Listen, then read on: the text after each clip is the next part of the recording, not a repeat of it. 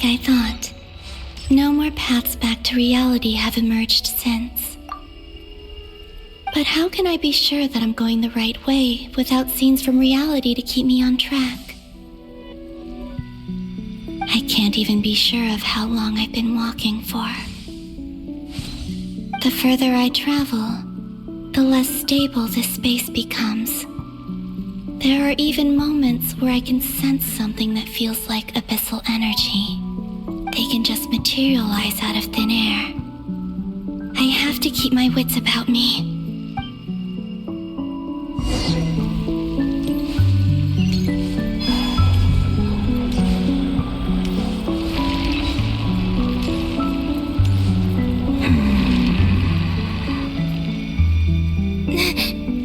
Is that the ray here of Solnari? I can't believe...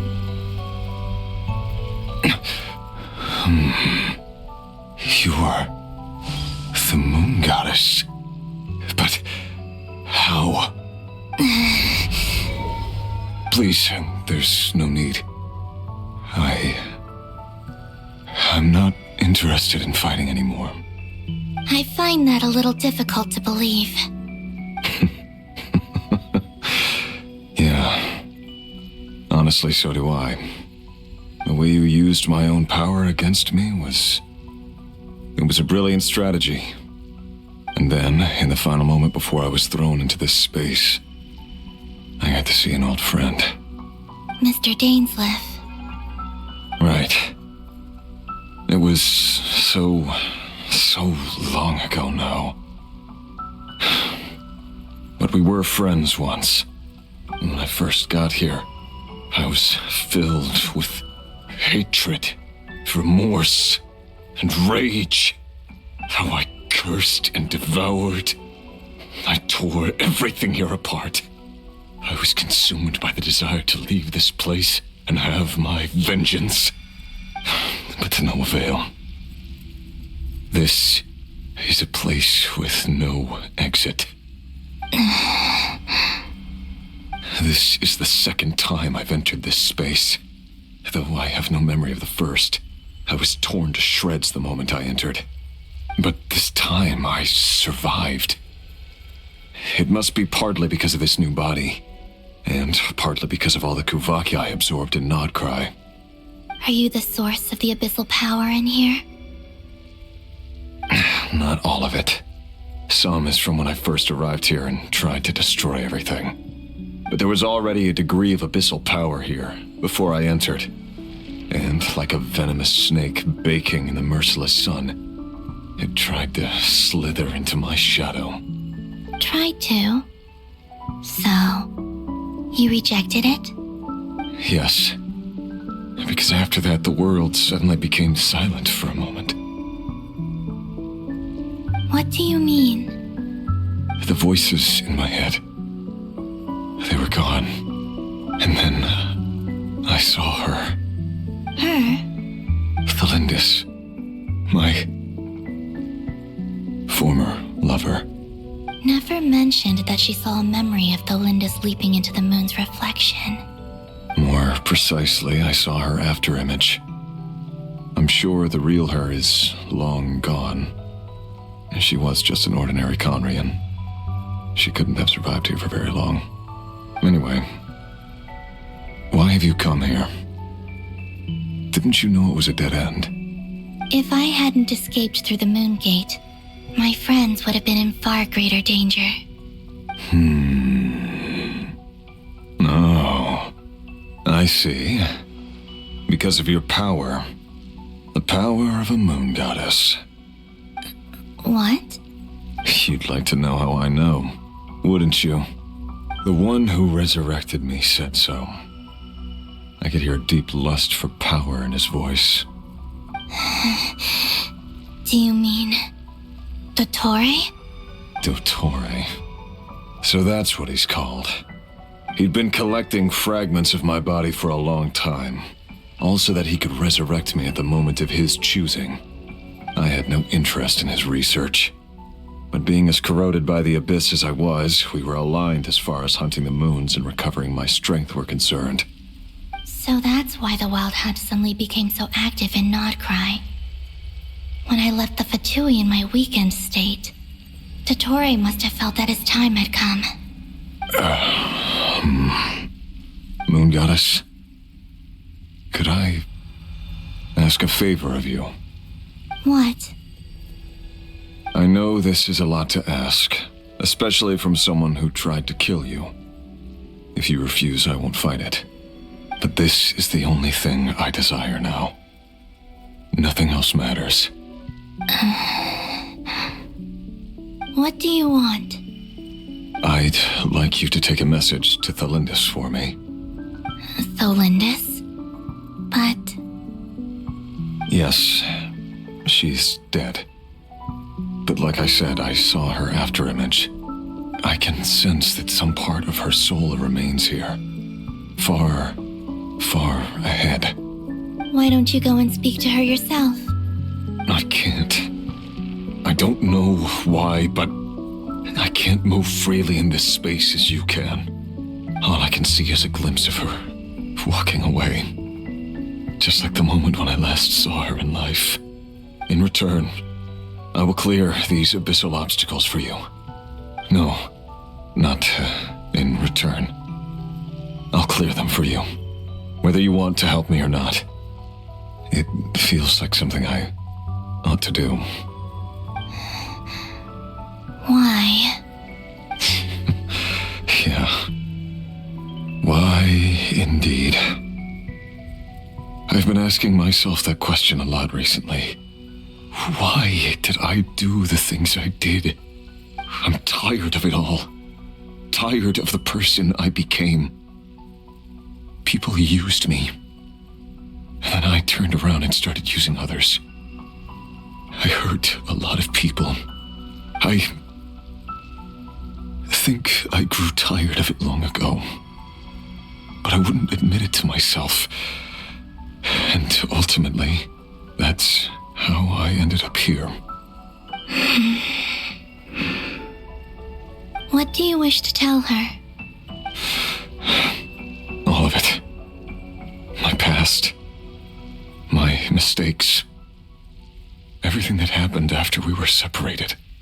Is it okay if I give her the abridged version? Yeah, I'm sure there's plenty you can skip over. Just tell her the important parts. Whatever you think that means. Like the part where you relentlessly tried to kill us? It's up to you. Love demands honesty.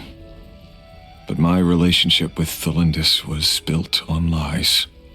We hid too much from each other. But after living my whole life in the shadows, I don't want to hide anything anymore. I will do my best. There.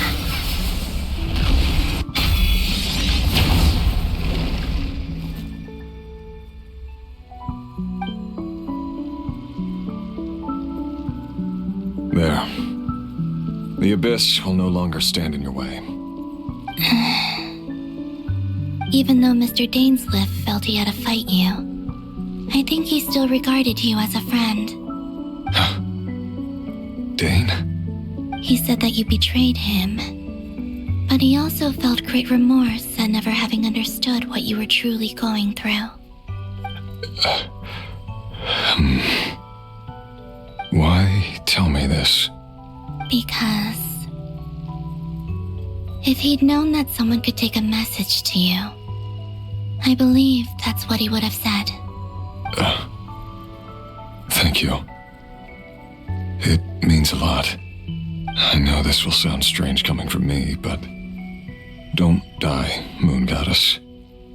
I can tell that you're determined to get out of here.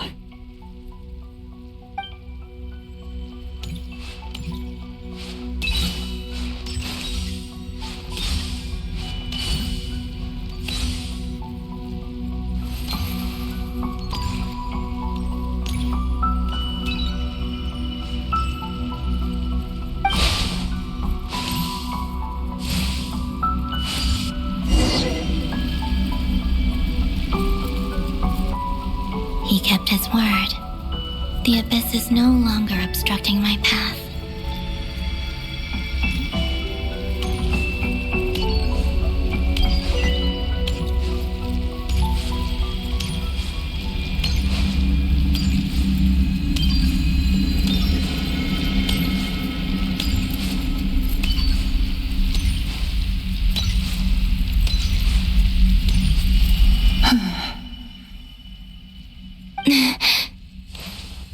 Is that the Lindis?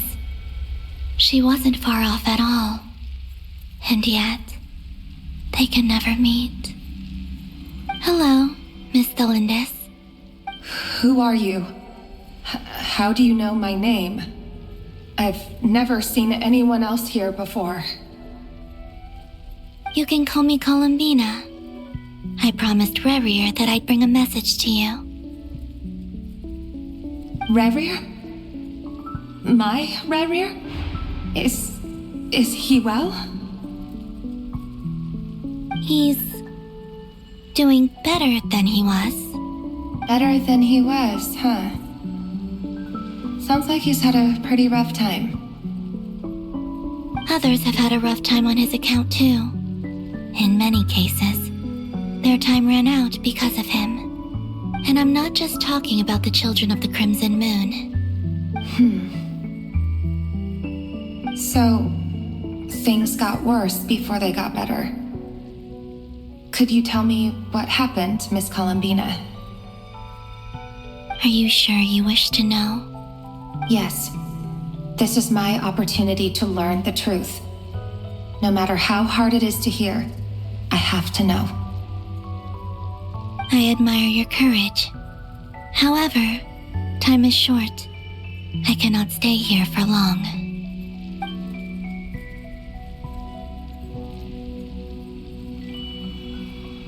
Rerir had seeds of hatred in his heart, and many people nursed them for their own ends. On some level, everything he did was to try and find a way to see you again. But in the end, he came to regret his mistakes. He wanted to apologize for hiding his past from you. Beyond that, he did not say specifically what it was he wished to convey to you, but I'm sure that you've always been on his mind. You are what has kept him going over all these years.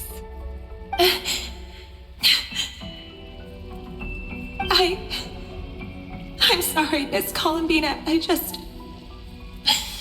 is so upsetting. I'm not sure how to put my feelings into words. It's all right. I understand. Well, that's everything from me. So, I guess I'll be...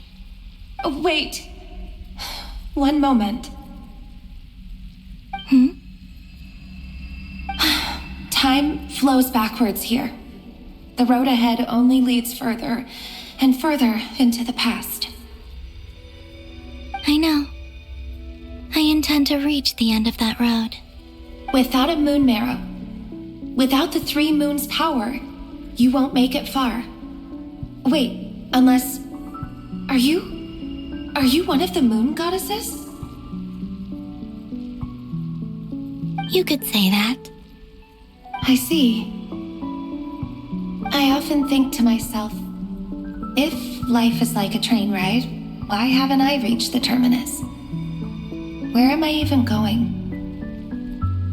And it's not just me, it's this whole place. Wherever it is, it seems like it's existed forever. It's such a mystery. Where is it going? I must seem so ridiculous. I can't answer these basic questions, and yet I jumped right in here without hesitating, only to be torn apart the moment I entered by powerful energy currents. Only my soul remains now. Thinking back, I was suddenly overcome with fear and terror in that moment. Perhaps I too became bewitched by the abyss. I may have been the leverage it needed to control Rerir. I used to be a researcher at the Universitas Magistrorum in Conria. researching the iridescent moon's marrow. Eventually, I came to the conclusion that time in here flows in reverse. Rerir was one of the Vinster King's retainers. With me, he was in an impossible position. It plagued him constantly. I wanted to help him escape his lot in life. I wanted him to be happy, so I thought I'd use this place to return to the past. At the time, I thought I could just go back to the day that the Vinster King first found the prince. It was only after meeting the prince that the Vinster King started going too far with his research into the abyss. That was the day all of our woes began. I thought I could stop the king from ever meeting him and solve everything. I couldn't kill the Vinster King himself, so I had to find another way to save Rerir. That's why I wanted to go back, to kill the person who had brought new possibilities to our realm. I'm sure it was a futile endeavor, but the abyss probably enhances the basest human desires. So I naively hoped I could change everything. But I was simply too weak, like a speck of dust against the whole universe. Look at me. I didn't even survive the journey here. Not physically, at least. I know I'm never getting out of here, but you're different. You can make it, and I want to help you. I owe you that much. How do you plan to help me? Have you noticed the golden energy that exists here? Based on my past research and my observations since coming here, I believe they carry you forward faster. I can share what I've learned and help you understand the pattern in which this energy appears.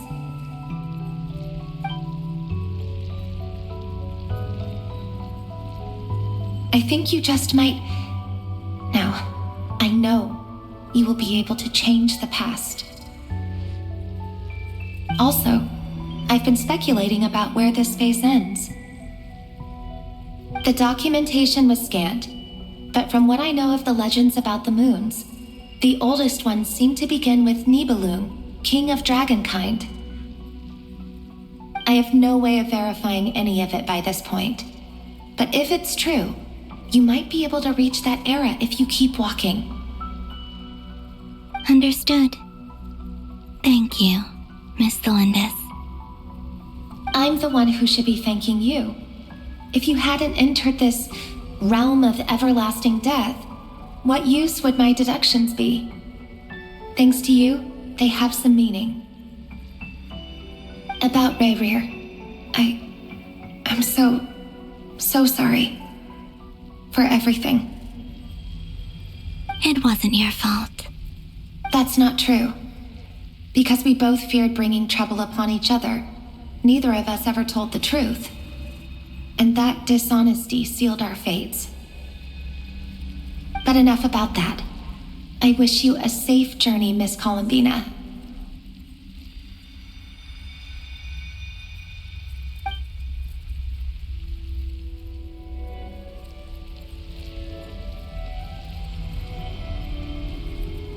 And may the outside world never have to experience pain like this again. Rerir, you're there, aren't you? I cannot see you because you exist in the future. I expect we'll be trapped in this prison of space-time for all eternity. But please, gaze upon the past, and then sit for a while. Let's find a place to sit down together, just like we did when we first met.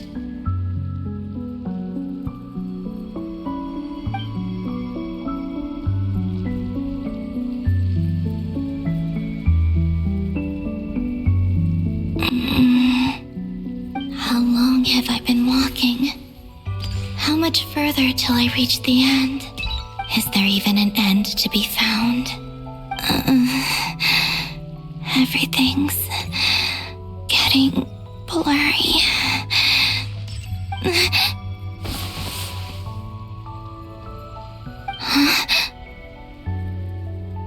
Are you all right, little sister? Have you come from the distant future?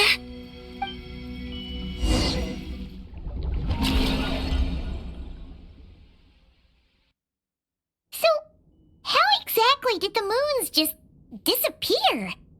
Shouldn't it be a little harder to get rid of major creations like moons? The world is a vast and ancient place. On a certain scale, all life lasts for but a fleeting moment. Miss Nicole explained that the moon goddesses likely perished in the War of Funerary Flame. The moons themselves were also destroyed at that time, save for the Frost Moon, from which a new moon goddess was later born. Am I missing something then? 'Cause the stories say that the moon goddesses were born on the moon, but doesn't Columbina say she was born in Nodcry? Huh, you're right! Why do their birthplaces differ? What's the difference between the two generations of moon goddesses? Also, remember what Sandrone said? Her scans detected 4 moons. In other words, 4 moon marrows. Technically, the result of the scan means that 4 moon marrows were detected and positively identified as moons in that moment. In other words, this piece of information alone isn't enough for us to know how Miss Columbina is doing right now. Yep, we have no way of staying up to date on whether she's dead or alive. She's on her own for now. But at least she's trying her best to get back to us. Yeah, she's a tough cookie, and a sore loser too. We have to trust that she'll find a way. Because we really need her power. As much as it pains me to say it, we've got no chance of beating Dottore in a straight-up fight. He's much too powerful. It wouldn't even be close. That maniac is going to devour everything in his path until he reaches us. We need to find someone or something that can stop him before he does anything worse. I'll be frank. Our only hope of defeating this false god is with a real moon goddess on our side. I'm not just saying this because Columbina's a friend and I want her back safe and sound. It's just the truth. And I know that even she was no match for him when he attacked, but I don't have a better solution. We're not giving up on saving her, whether she can defeat Dottore or not. Right. Don't worry, Miss Sandrone. We're all aligned on saving Columbina. No one's trying to argue that we can only justify saving our friend because it will help save the world. This is about multitasking. We want to save both. So, she's more than just a moon goddess to you guys? Absolutely. Duh! She's part of the gang! And you are too, you know. Yes, I know. You don't need to labor the point. I knew that the moment I came running over with my documents that I was part of the in-group. I mean, if Arlecchino can fit in, I certainly can. Anyway, as for how we get Columbina back, I've been working on it constantly. But I think I'm still lacking certain information about the moon. I'd probably get there if I could continue my calculations, but the problem is, I've run out of computing power. Computing power? You mean you need more energy? No, the issue isn't energy, it's processing power. There's so much data to get through that the whole process has just ground to a halt. That's a tricky problem. René de Petrichor of the Nazissenkreuz Ordo once foretold the fate of the world. But I don't know how he did it. My guess is that he used the primordial sea's power. However, that won't work for me. His methodology was vastly different from my own. What's worse, they're incompatible. And to top it all off, we can't even leave Nodcry. Ugh, this is so annoying. If I'd known we'd run into a bottleneck like this. Well, no, the design bureau's a bust as well. Curse that Dottore! Couldn't have made this harder for me if he tried. Oh, what do we do then?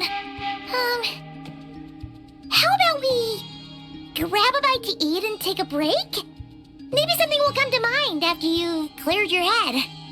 You don't get it, do you? I'm trying to calculate the fate of an entire world here. And I need accurate results, not vague prophecies.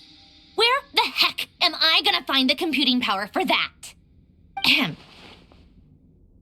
Anyway, time to shelve the discussion on technical difficulties. Being a killjoy isn't very ladylike, after all.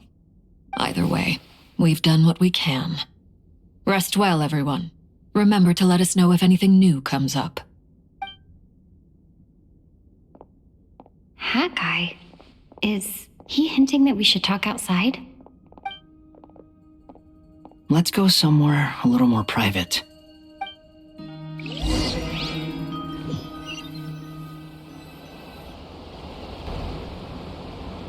You know that Dory went back to Sumeru, right? Yeah. She mentioned she was planning to head back.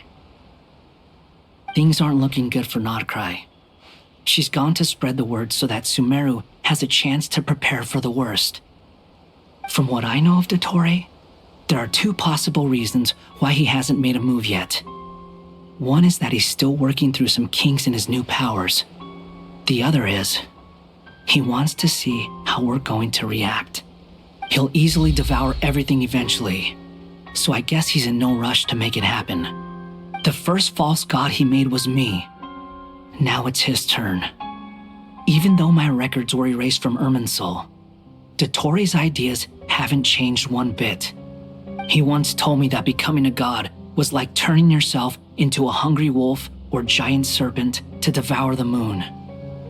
Clearly, he began studying the moon goddess's powers long before he even tried making a god.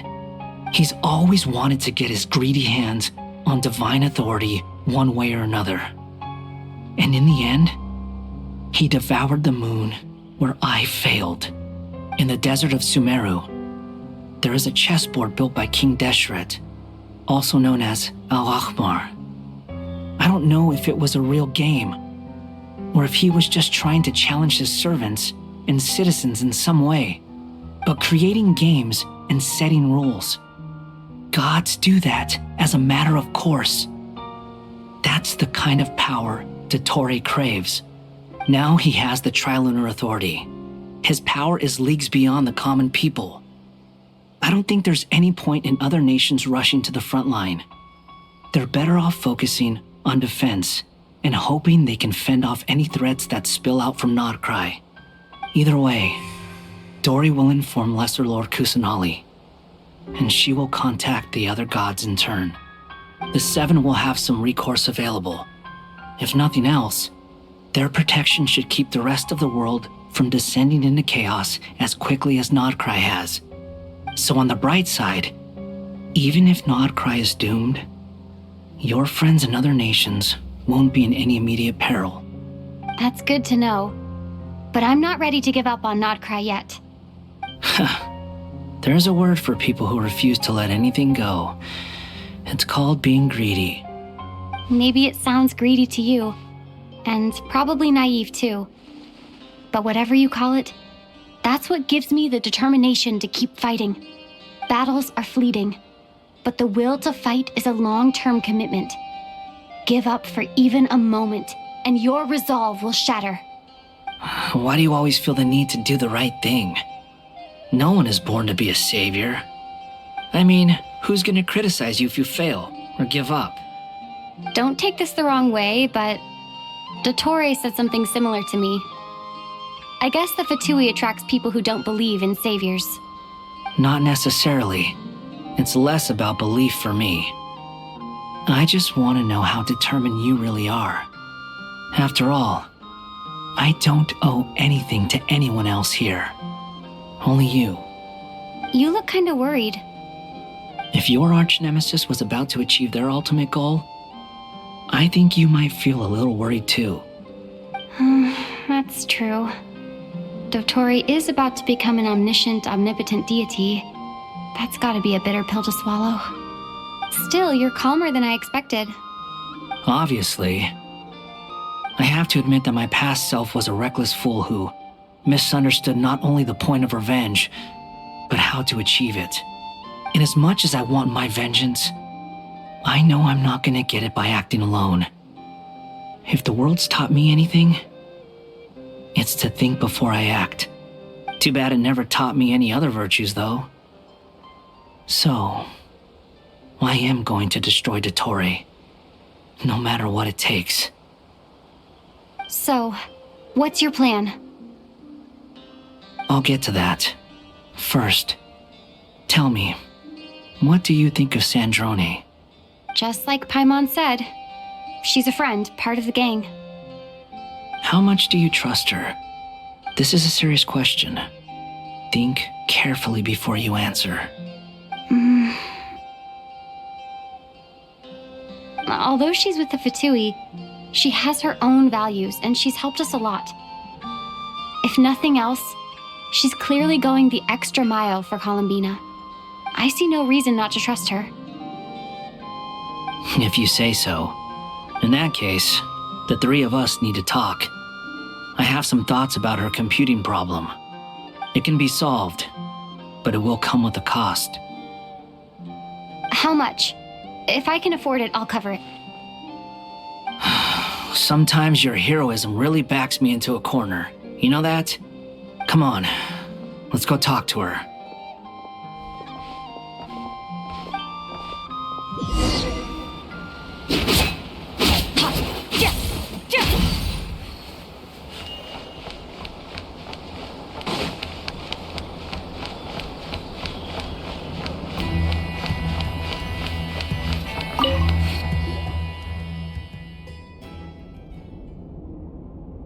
Miss Androne, Traveler.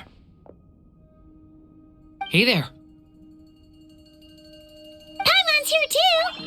She was just helping them sort through their things. How did your chat go? That was fast. The call only just ended. Well, you said it was urgent, so we got here as quickly as we could. Albedo, I have some alchemy questions for you. I see. Looks like my knowledge proved useful after all.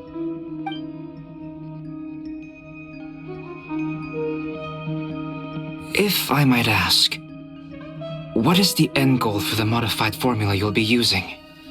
I needed to predict the future of the entire world.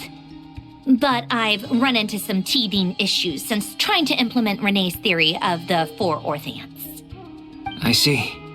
I'll have a look at it. Still, computing power is the real issue here. How do you plan to solve it? About that, it's been sorted. Oh, with the Traveler's help? Actually, you're not wrong. She found the person with the solution. Was it Hat Guy? Yeah, it was him. Wow! Go Hat Guy! Seems like all that time studying at the academia is paying off big time. But where is he? Wasn't he the one who asked Albedo and I to come here? Come with me.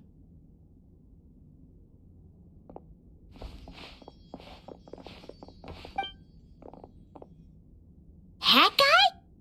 What's happened to him? Hat Guy, can you hear us? No response. I guess he's in hibernation. Hat Guy mentioned that he was a puppet. It seems that his functions are currently shut down. I presume this has something to do with the solution to your computing problem. That's right. He and the Traveler came to see me. Wait, what? You have a solution? Would you calm down? Why do you always react so hysterically to everything? Excuse me? How would you know? You shouldn't be so quick to judge complete strangers. It's very bad manners. Oh, please. It doesn't take that long to figure out that you have a temper. Where does a mere student get that kind of confidence? I've actually published more papers than you. Not that status counts for much. Even Paimon's applied for academia admission. Huh? Are you serious? See? This is why I can't be bothered to explain myself. She recognizes no one's skills but her own. Okay, fine. I'll hear you out. So tell me, how do you propose to solve my computing power problem? This world itself is constantly processing all kinds of information. If it's the world's future you're trying to calculate, you need a processing device that's designed to cope with that volume. Easier said than done. Only Irminsul can handle that kind of... Wait, is that what you're suggesting? But surely we can't just plug my formula directly into the ley lines. You should be able to tell that I'm not human, right? Yeah, I noticed. The technology, though, seems pretty ancient. Very different from Fontaine's. It's a completely different system. Conrian, to be precise. I'm what they would have called a puppet. Puppets need an energy source and processing power. The artisans who built them sought out the materials most suited for that purpose. You? Do you mean...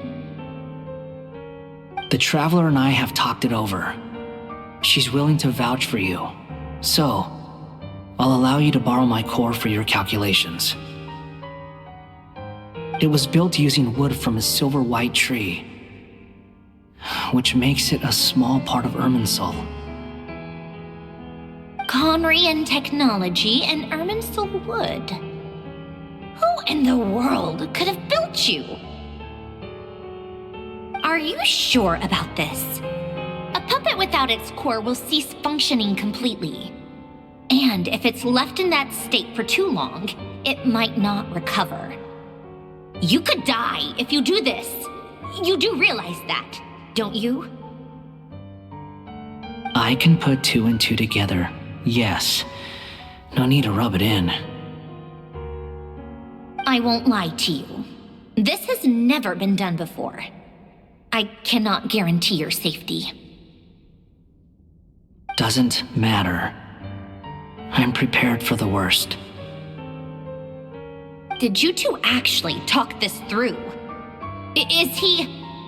Are we really considering this? Yes, we discussed it. The bottom line is, he trusts me and I trust you. Let's give it a shot, shall we? Honestly, I have no clue where this kid even came from. But for whatever reason, he lent me his core to use in my formula. I'm very close to finishing my calculations now, and the core is currently in use. So I'm sorry, but I can only show you a sketch right now. This is what the core looks like. A silver-white branch. It certainly matches the legends told about Irminsul. Is Hat Guy gonna be okay? He's not gonna die, right? Right? In theory, he should be fine. As long as we put his core back in time. Beyond that, all I can say is that I'll try my best to avoid risk and make sure the core doesn't sustain any damage. I think I know why you called us here now. Someone needs to watch over his body and make sure it's protected until the process completes. Correct. He said that the only ones he trusts here are you two, and the Traveler. And the Traveler will have other work to do.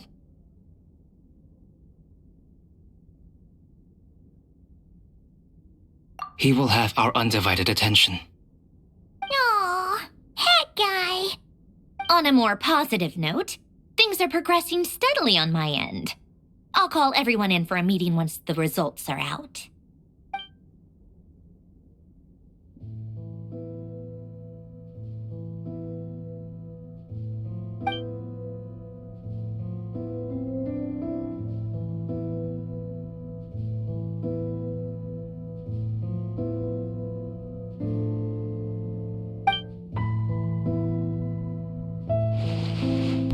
The worst case scenario with the core removal is either a system reset or a total loss of function.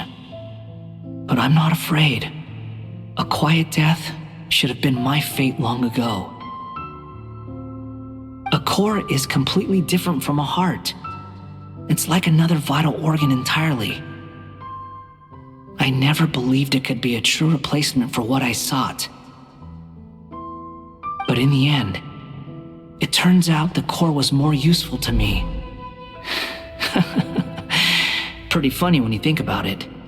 It's like the punchline of my entire life. Do you think there's any difference between a puppet and a human? If not, then this would just be another samsara. I have already experienced both a past life and a next life. Part of me wonders whether I'm only capable of making this decision because I've become a real human. What's with that expression? Isn't this a good thing? Sandrone will succeed, won't she? She has to. She will. We all have to persevere until this is over. That's right. And I'll protect you all until a moment of victory arrives.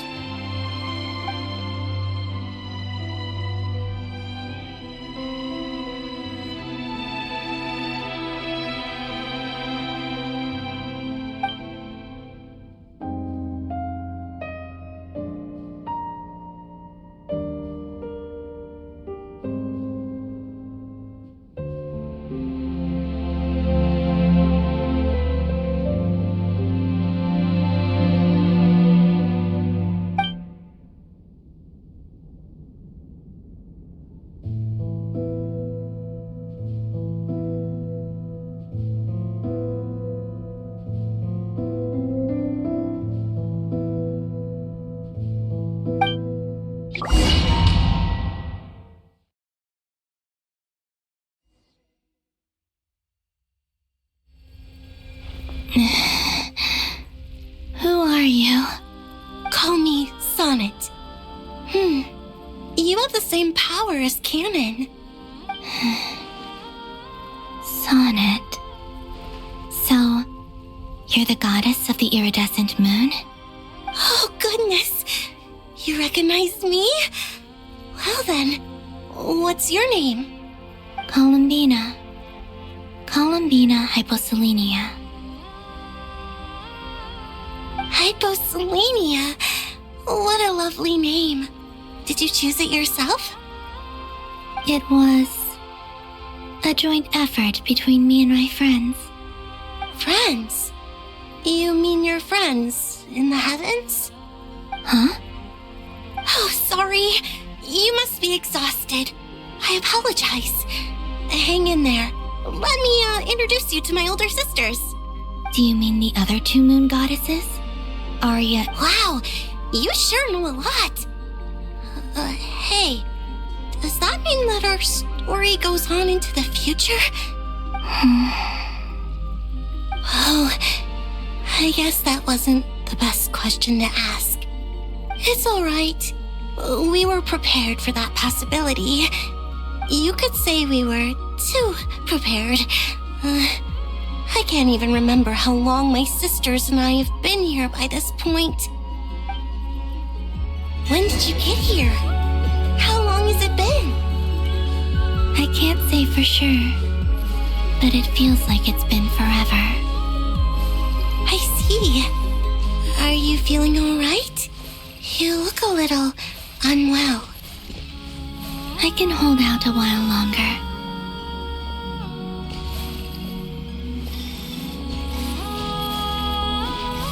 We don't have far to go. The place where my sisters and I are based is just up ahead. Don't worry, they're both really nice. I'll introduce you.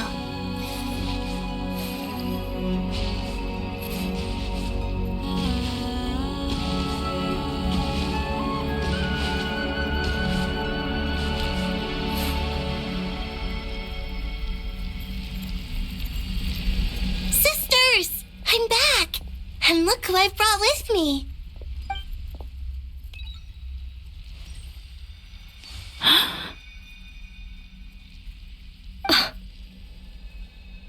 It's our lovely little sister, born in the far future. The pleasure is all mine. Allow me to introduce you to Columbina Hyposelenia. This is Arya, the goddess of the eternal moon. And this is Canon, goddess of the frost moon. Canon, don't you think Hyposelenia's power is similar to yours? Hello, Columbina. I apologize for our startled reaction just now. And please, forgive our little sister if she's been annoying you. She tends to talk a lot. It's fine. You seem shy. Don't worry, Columbina Hyposelenia. No one can hurt you here. Could you tell me where here is? Please. I must know.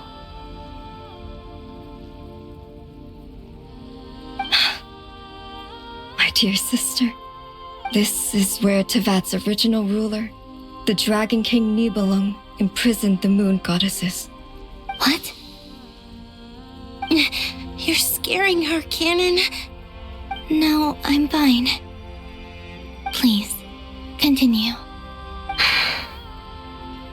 Nibelung, our original master, created us in the distant past to maintain Tevat. But he left this world and traveled into the dark universe beyond, to explore worlds vaster still.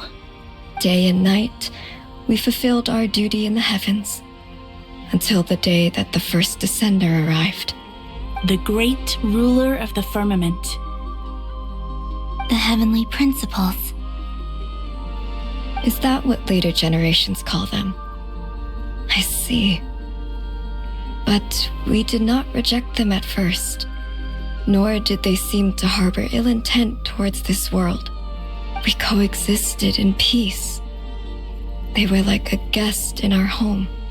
Slowly, however, we came to realize that our guest had a growing desire to change and dominate the world. And you didn't stop it? No.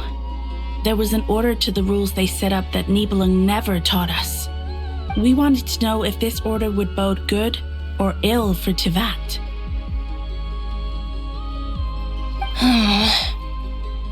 All right. Canon and I wanted to know. Sonnet was against it from the outset. Later, we discovered that this great ruler of the firmament bore an almost paranoid hostility toward the desire of certain life forms to seek power. Or perhaps they feared them. They would even cast down celestial nails as manifestations of their power, to punish the civilizations of the world below. Only this was far beyond mere punishment. Right. Their rules brought order, but the price people paid for merely testing the limits of those rules was far too great. I did everything in my power to help the punished escape catastrophe, but still, too many lives were lost. The ancestors of the Frost Moon Scions were some of the ones you helped. But just when we had decided to take countermeasures, the Dragon King, Nibelung, returned. And so began the War of Funerary Flame. So, that's the name the world gave that war in the future. Well, who won in the end? As far as I know, the Heavenly Principles won, although it came at a great cost. They remained in Tevat, where they continue to rule to this day. And the world's original master, the Dragon King Nibelung, was destroyed. And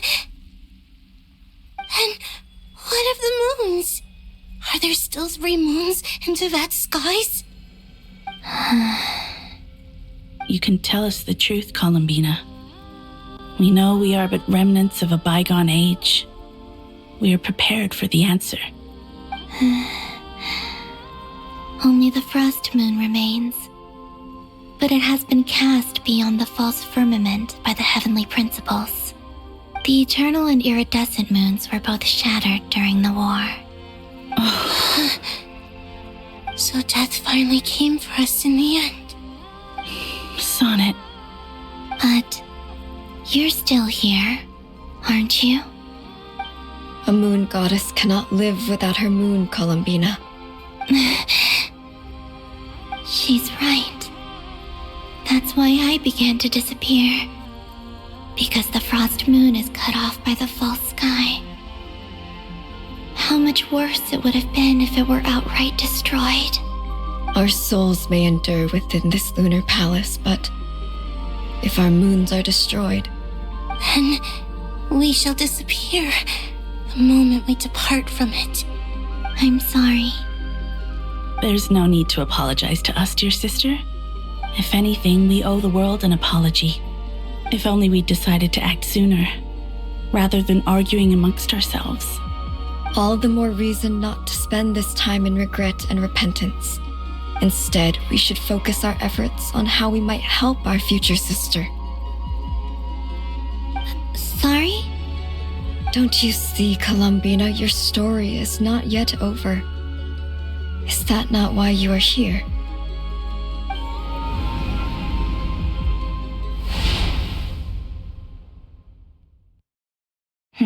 It's done.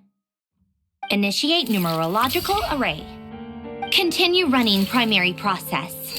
Calculate the world's fate through extrapolation, and identify nodes of potential change. Secondary process, scan for moons.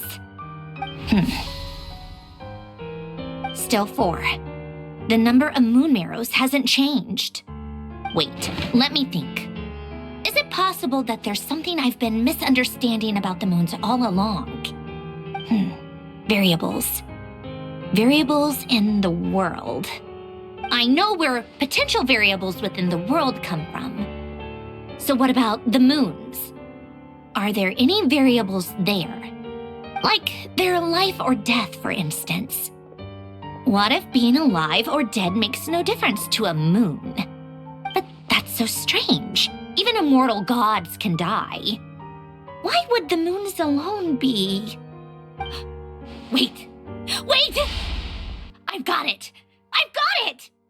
If alive or dead is considered a variable, we might have had this wrong the whole time. No one ever said that a moon marrow equals a living moon. We just made that assumption ourselves. Initiate secondary process. Scan again. This time filtering out interfering perimeter, moon marrow. I don't care if they're natural or artificial. Get them out of my search results! Why? It says 3 moons still exist in Tibet, even after excluding the moon marrows. But we know for a fact that 2 of them are dead. Redo the scan. Narrow the results to living moons and real moons. No, scrap that. Narrow it down to moons that have lunar authority and remain alive. Why? Why is it still 3? What is this, Columbina? Has the world lied to us? Or are you the one pulling the wool over our eyes?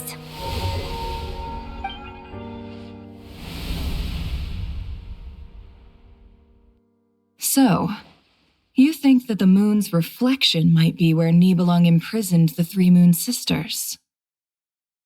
Yes, it would explain a lot, such as why that space would respond to a moon goddess's power, opening the moon gate at her command. It would also explain why Miss Columbina has been unable to leave, and why time flows in reverse there.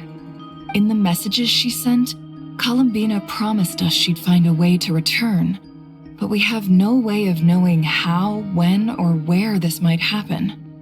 The fact that she still has yet to reappear in this world indicates that returning from that place is no easy feat.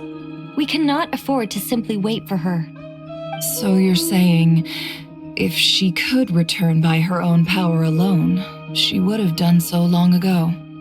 Yes, she certainly wouldn't leave it to this late stage when it's so touch and go. I've been giving this some thought, and I've come to believe that Luanatar might be an anchor that she left behind, as a sort of future waypoint. This could also explain why Luanatar is always by the traveler's side. Sounds like a plausible theory. If that's the case, There must be some criteria we need to fulfill to allow Columbina to return to the present. The question is, what could they be? Hello? Listen up! This is extremely important!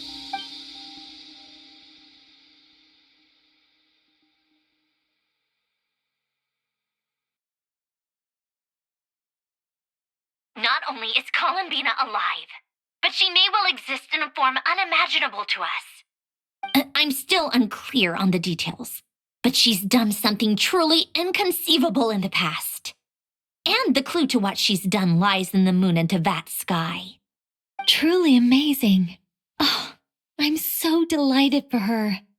I'm sure we all feel the same. And I'm sure Columbina is ready to get back here and fight by our side. I'll keep my calculations going and try to find some way of coordinating with her. But that's not an excuse for everyone else to slack off, okay? All of you had better keep trying to think of solutions. How can the dead moons still live? And Luanatar?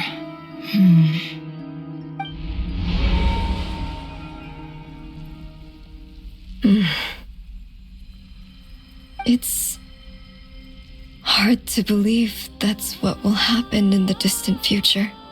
Our authority is linked to the most fundamental rules of Tevat. I suppose it's no wonder that many would covet that power. I didn't realize that when you said friends, you meant people who live down in Tevat. That's so lovely. I always wanted to go down there and have some fun. Have you ever tried leaving this prison? Of course. Between us, we've tried everything. But no matter where we go, this space will eventually bring us back here. It's like the center of a whirlpool. Everything ultimately converges here, at the moment when Nibelung imprisoned us. In that case, have you tried using any of those pathways that connect this space to the real world? Sorry? What are those? They're passages through which you can make small-scale changes to reality by using Kuvaki. Or am I the only one who can use those passages? Because part of my soul remains in reality. Kuvaki. What is that? You don't know? It's a unique kind of elemental energy found only in Nodcry, the land from which the moons arose. Oh. Well, it's true that the moons first rose up from the part of Tevat you say is called Nodcry. But there is no difference in the elemental energy between there and anywhere else. What? Could you show us some of this Kuvaki hyposelenia? Maybe if we see it, it'll make more sense. Okay. Isn't that just your power? What? But it's everywhere in Nodcry. In the air, in the land. Even the creatures who live there have adapted to its influence. How curious. This Kuvaki certainly did not exist anywhere in the world before we were imprisoned. Let alone influence living creatures. So, how exactly does it affect them anyway? Can they float in the air like us? This is so strange. Why would their reality differ so much from mine? Columbina, you're looking for more than just a way out of here, aren't you? Yes. If I am to help my friends, I will need trilunar authority on par with that of our foe. You mean you'll need our power? This sounds extremely risky. The three moons' powers are not mutually compatible. Concentrating them into one goddess will be a very painful process. And if anything goes wrong, it could tear you to pieces. I know. But I'm willing to take that risk. Even so, Let's say we successfully transfer our authority to you. How will you take it outside this prison? Niblin constructed this realm specifically to prevent us from using our powers to interfere in his war. No moon goddess can leave this place alive. What if I don't leave alive?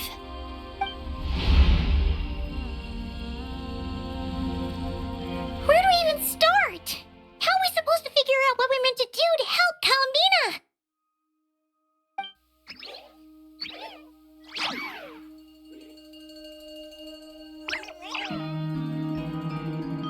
Columbina, what do you need from us? If she really got to the beginning of time in there, how do you think she'd leave us a message?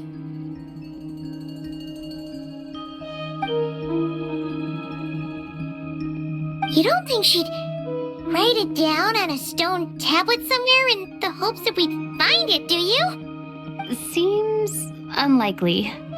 Columbina may not talk a lot, but she thinks deeply about issues like this. Let's review what we know.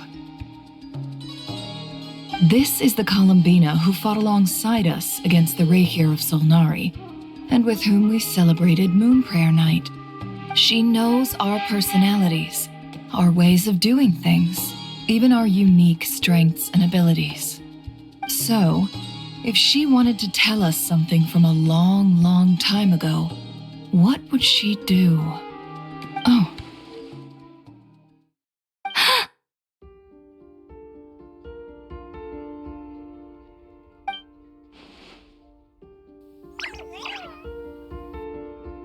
Traveler, you once said that those golden ripples also appeared when Luanatar was born.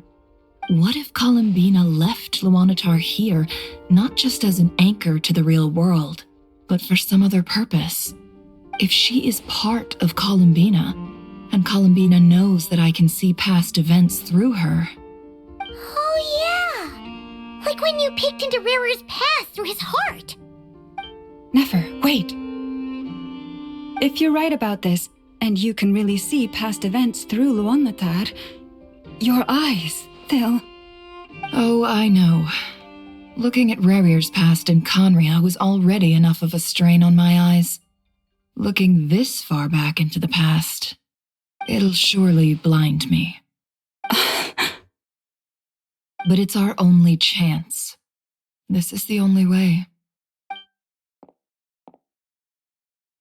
Boss. We spoke about this once, a long time ago. Do you remember what I said, Yehoda? The day I lose my sight, the Curatorium of Secrets will be yours to run. But... What's wrong? I'd be overjoyed if I were you. This day's come a lot earlier than either of us expected. I need to know you'll honor our agreement, Yehoda. Promise me. Yes, Boss Neff. I promise. Are you sure you don't want some time to think this through? What is there to think through? I should have gone blind after our battle with Rarir. Frankly, it's almost criminal that I got away with it for this long. Then at least let me take some precautions on your behalf. And if you really do lose your sight, I'll visit your office every day and make sure you're well looked after. Oh, please, anything but that. I was actually ready to go through with this. Are you trying to scare me into backing out? As if I could ever scare you. I'll assume you're just joking to calm your nerves. All right, enough chit-chat. Let's do this.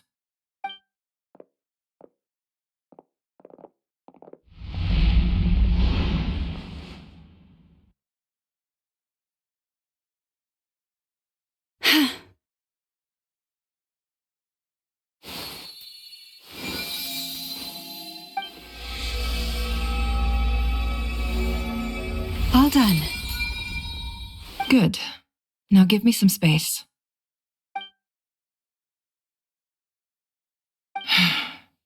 Come on then, little one. Show me what happened in the past.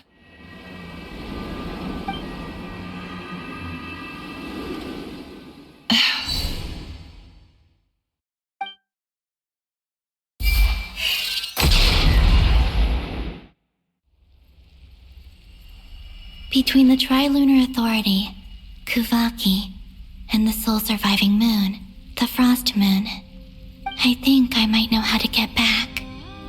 But I will need my sister's help. Time to go talk it over with them.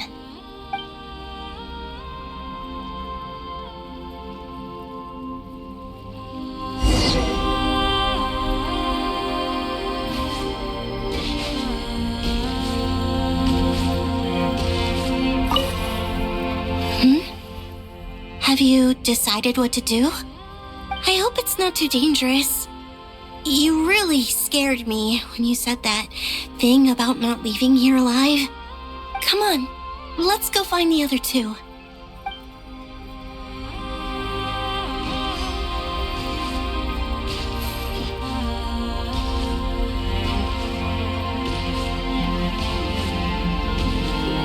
It seems you have reached a decision. I'm all ears. What do you propose?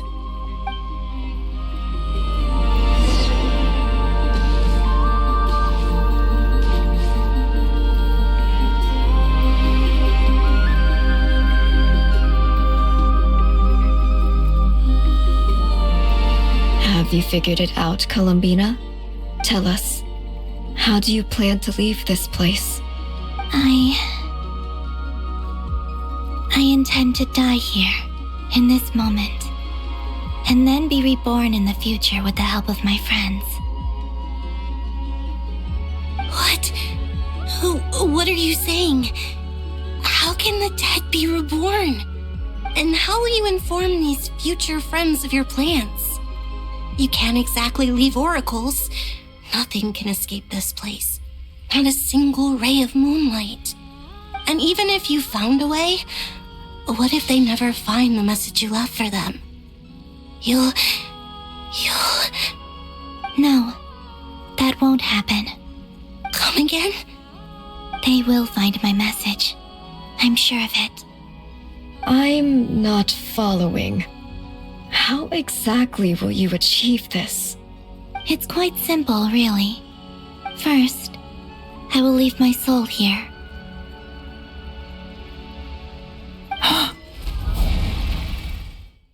I see it. Your soul? You mean you're a divinity? Yes. I once left a portion of my soul in the future. One so small that this prison barely noticed anything. In this very moment, she can resonate with my soul across time. When the time comes, I believe that she can serve as an anchor to pull my soul from here back to the future reality. Just as gravity connects the world to the moon. Exactly. In the future, where I came from, the moon has been cast beyond the false sky, but I can still feel that it is there. In a similar way, I can feel a connection to the soul fragment I left behind even now. My friends can use it to detect my presence.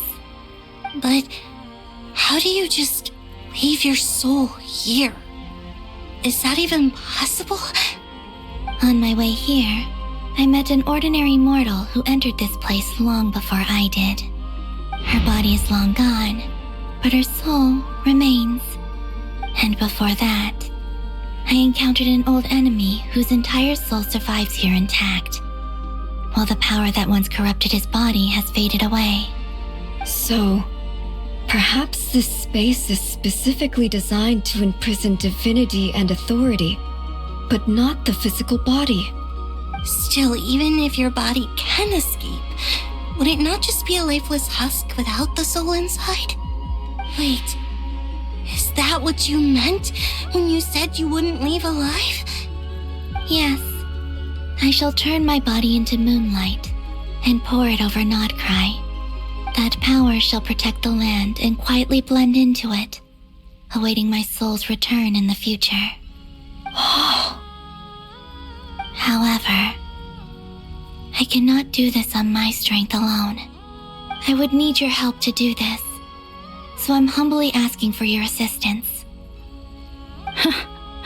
Oh, dear sister, you need not be so formal. As I said before, we are but remnants of a bygone age.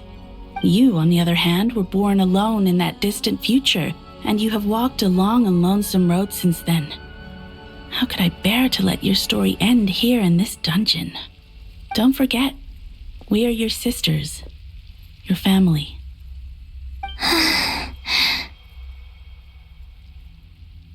Arya's right. Actually, I've always wanted a little sister. Can you imagine how it's been for me? Getting nagged by 2 older sisters all the time. Now, I finally get to be the big sis. And not just that, but I get to help you return to your world, too. How could I say no to that? Sonnet. Kennen?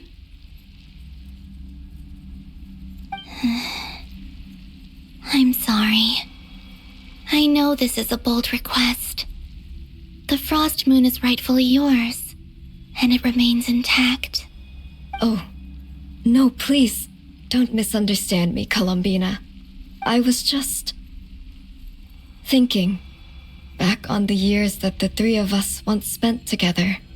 You cannot imagine how happy I am to hear of the future world you describe. The Frost Moon Scions, your lovely, kindly friends. For the 3 of us, whose purpose in life was to maintain the peace in Teyvat. It is a great relief to know that the people of this world live in such an abundant future. If your plan can save them and save Notcry, I will gladly give you all that I can. Besides, the 3 of us have been together since the day we were born.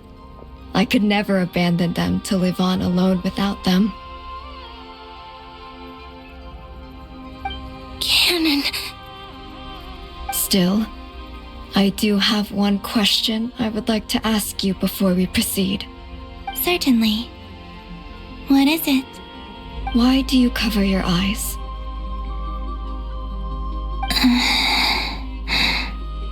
Yeah, I was curious about that too. But it seemed personal, so I didn't want to intrude.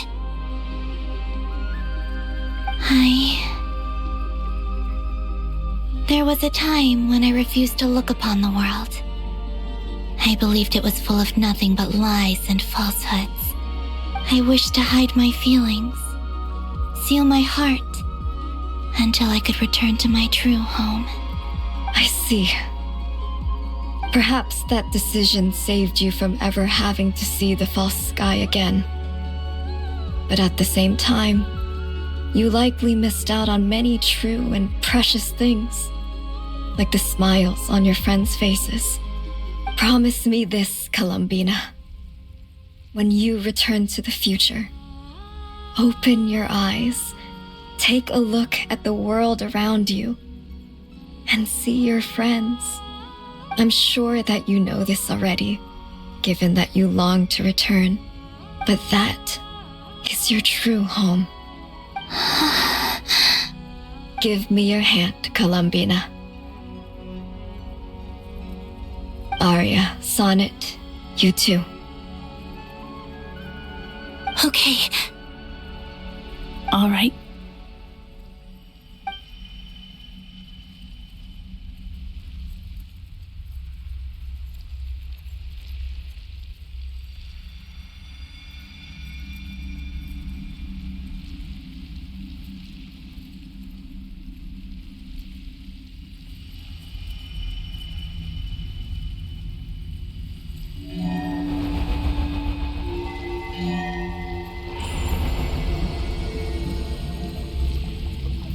We once were the song sung for eternity, but now it is you who must continue to sing. We once were the tides in the great river of time, but now we subside, and you arise. We were the messengers of madness and inspiration, but now the lies have faded, and your truth must endure. We are souls awaiting the sun.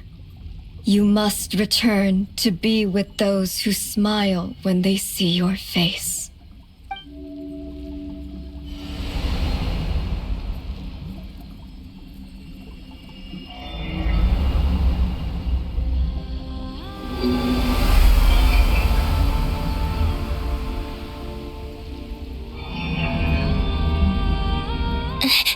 Is it done?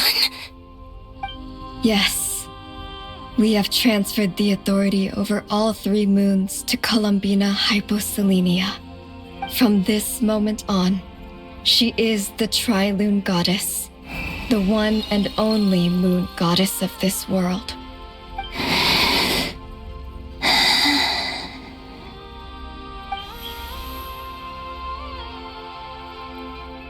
Thank you. Thank you, my sisters.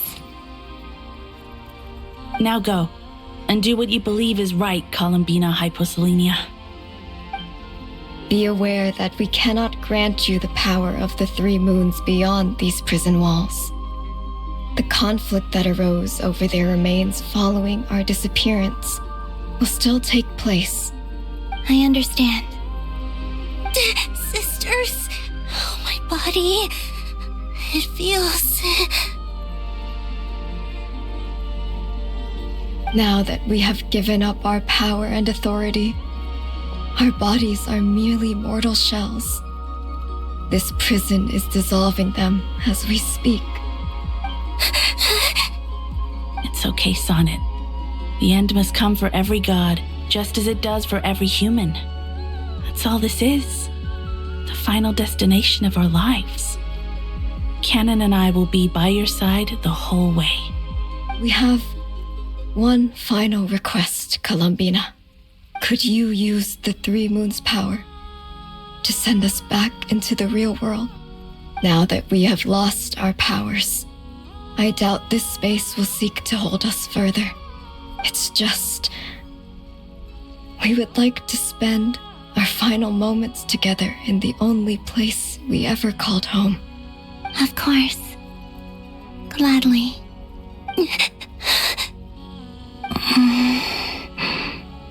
Sonnet.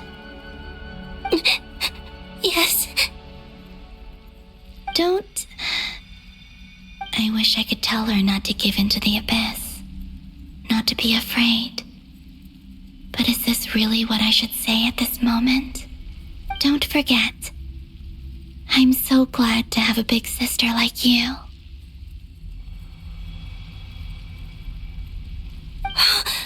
No, Hypo. Thank you. I'm okay. I'm not afraid. As long as my sisters are with me, I won't be afraid.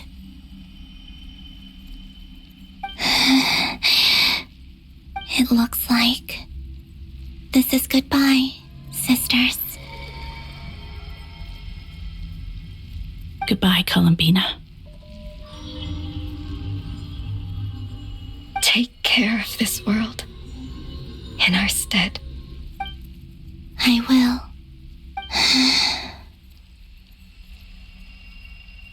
And now, it's time for me to bid farewell to my body, too. May it become the moonlight that keeps Nodcry company through the long years ahead. So this is why Nodcry was not always home to Kuvaki. It only appeared after I poured my body out upon this land, and only this land. Kuvaki responds to me because it is me, my body, answering the call of my soul. And the golden energy I've encountered on my way here was, in fact, that very soul, which I am about to leave here to guide me. O power Tri-Lune, eternal moonlight. I, Columbina Hyposelenia, lay aside my body. Let it be cast into the dark night to illuminate the future. May it be a companion to all who dwell beneath the moon.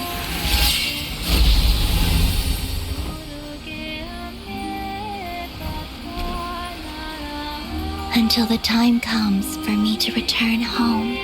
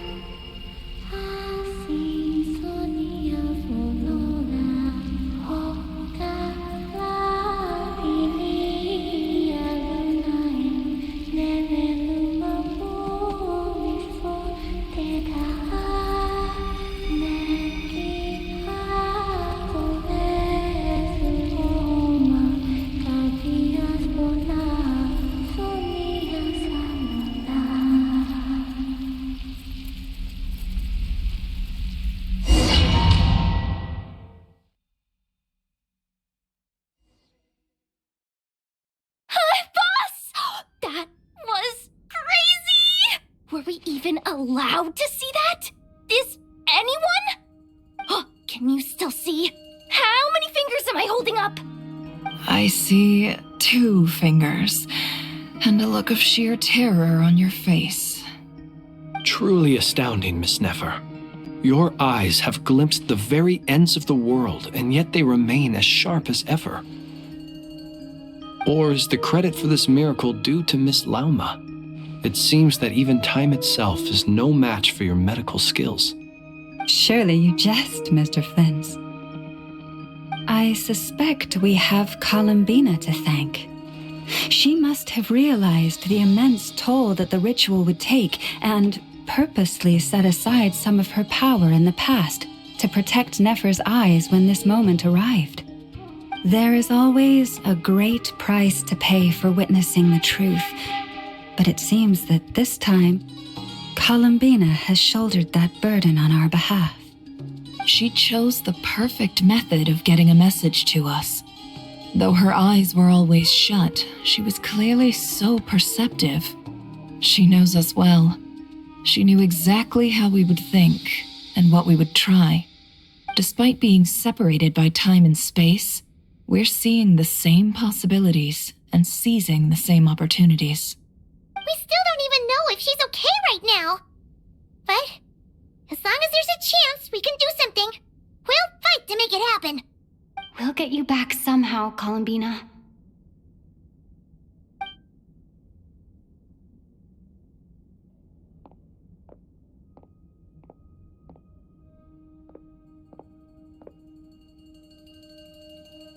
Well, based on the information we now have, let's figure out our next moves. Thanks to these gentlemen, we have a much clearer picture of the situation with Dottore. The civilian population has been moved to safety, so we no longer need to hold back. Miss Androne, how are the calculations going? So far, so good. I'll keep seeing how far I can push the system, though. Can't have Hatman being powered down for nothing. There's still a long road ahead. Where should we begin?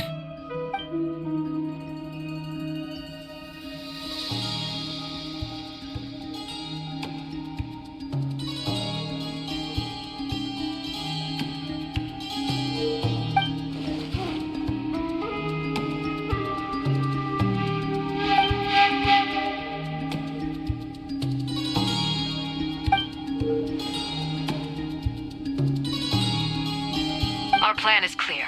Time is short, so let's get moving. There's just never enough time, is there? Time is the bane of my existence. Ugh. Anyway, I'm gonna get back to work. All right, we'll do our part too. Yeah.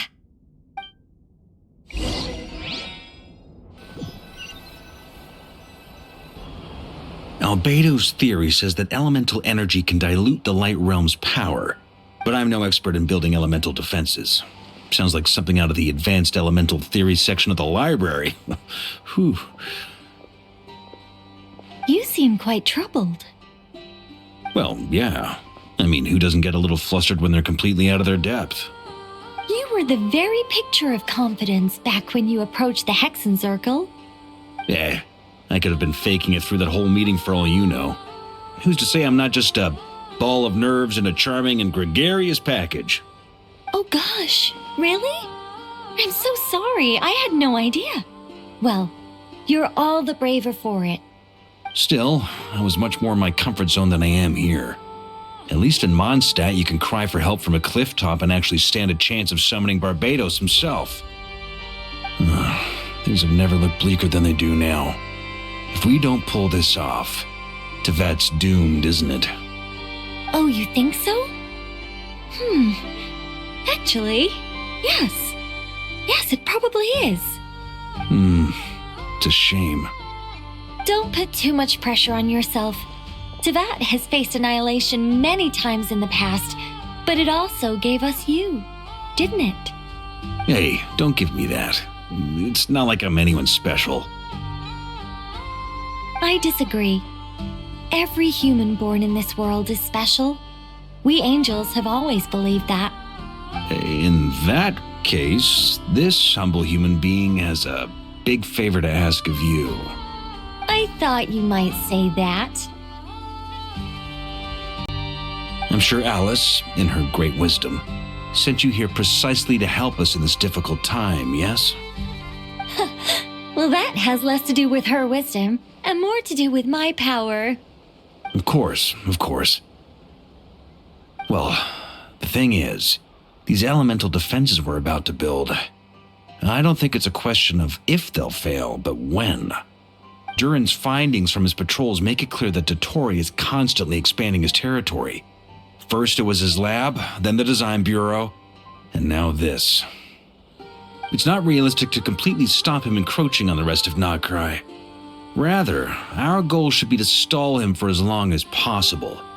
If Miss Sandroni's calculations are correct, well, they're the closest thing to certainty we have in this situation, so let's assume they are.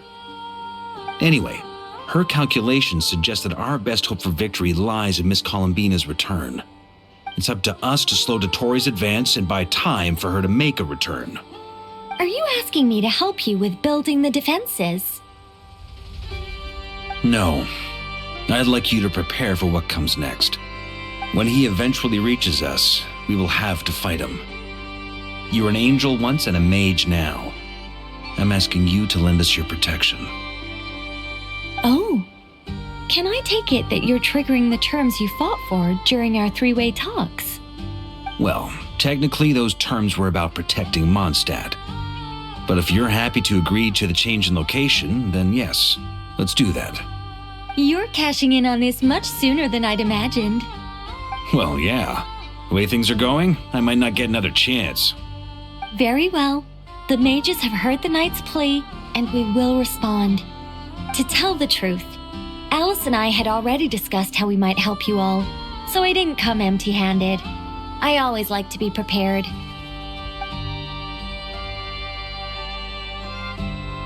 This is... wow. Yeah. This is great. Seriously, thank you. Oh, it's been many long years since I had a chance to dazzle humanity with a little divine intervention.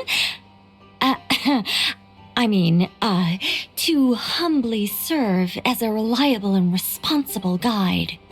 Anyway, Knight of Boreas, please accept this gift in recognition of your great virtue. Go now. May the angel's blessing deliver you safely to your destination.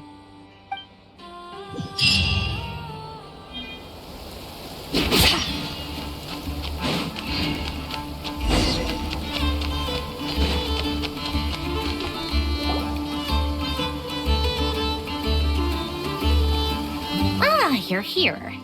Sandroni! How are things going? Glad you asked. You two are about to become the first people to lay eyes upon my masterpiece. Or should that be the first person and the first, specter? Hey! Whatever. Come, feast your eyes on this. Wow! We've never seen something like this before!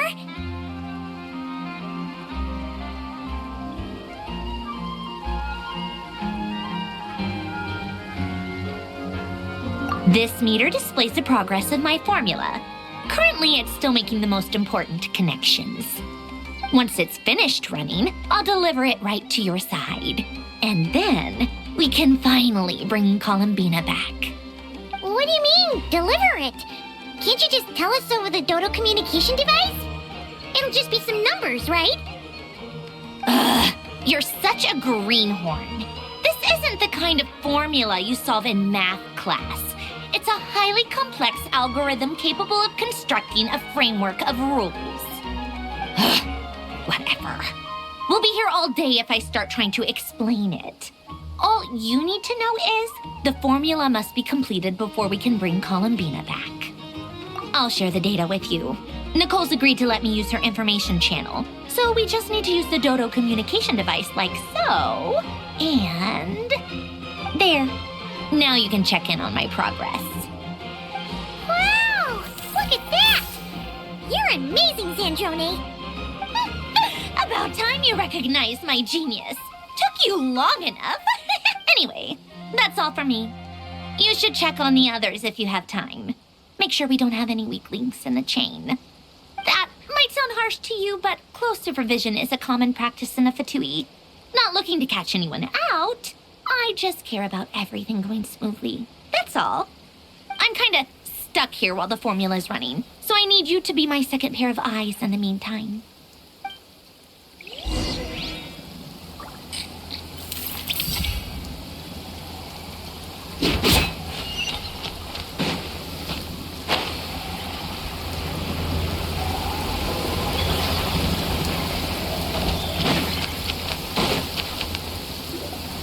Yes, Miss Moonchanter?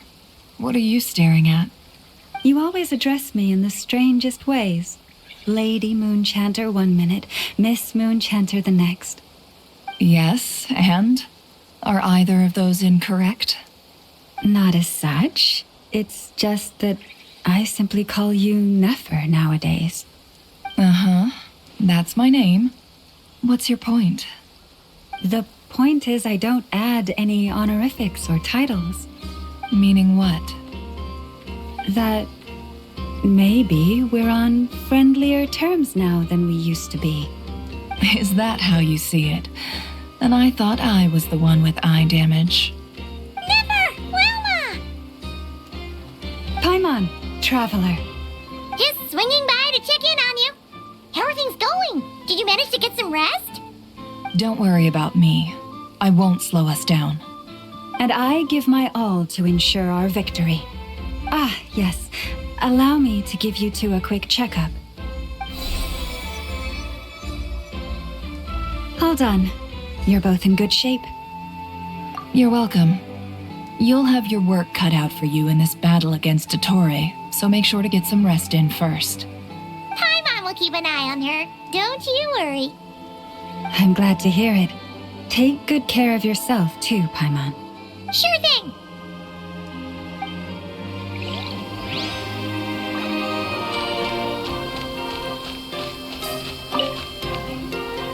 Traveler, Paimon, a pleasure to see you both. Plans! How's everything coming along? Fairly well, if I do say so myself. Personally, I am ready to confront Dottore head-on. Ooh, you sound much more serious than usual. To be honest, I am not usually fond of exercising my full strength. For one thing, it's hardly conducive to maintaining a low profile. Besides, I believe one should have the right to choose when to show their hand. I am conserving my strength until the moment of battle is upon us. Anything to boost our chances of victory. Seeing you get into the zone like this really puts Paimon at ease. Huh, Traveler?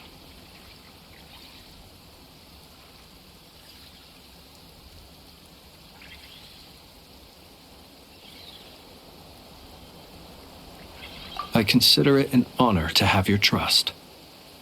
Rest well. I look forward to seeing you both in your element during the battle.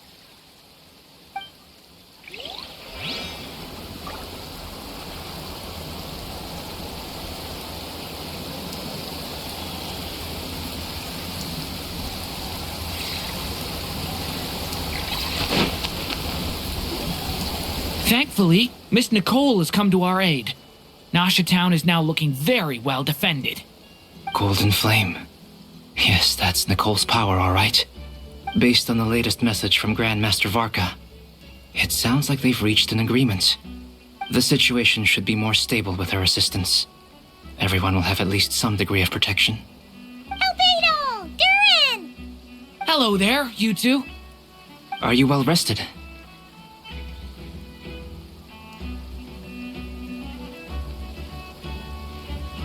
That's good to hear. As per the plan, Albedo and I will be in charge of Nasha Town. As Dottore's energy field expands, it's creeping ever closer in that direction. But we will do our best to hold our position. We've fought side by side many times before, and always with great success. I believe this time will be no different. So don't worry about us. Focus on fighting Dottore.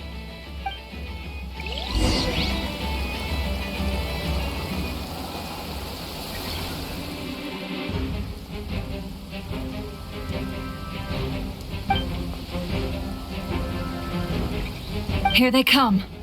That's quite a horde. As we expected. Get ready, everyone. Take your positions and prepare to engage. Let's begin.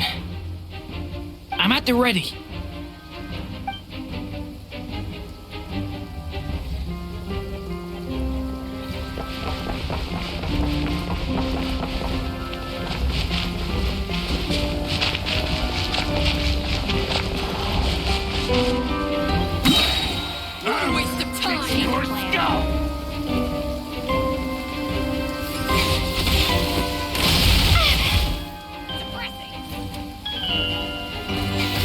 Maybe I wasn't meant for this world.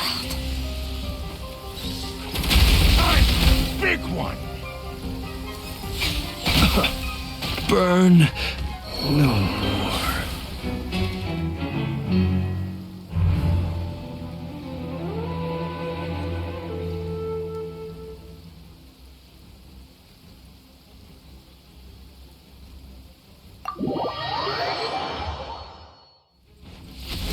Observe.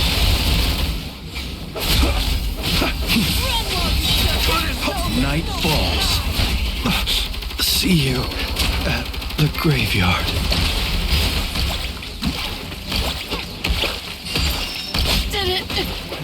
Another one. Fine. Got a present with your name on it. Burn no more.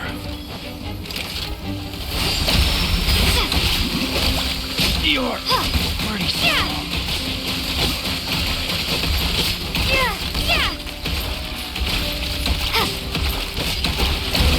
This is not the...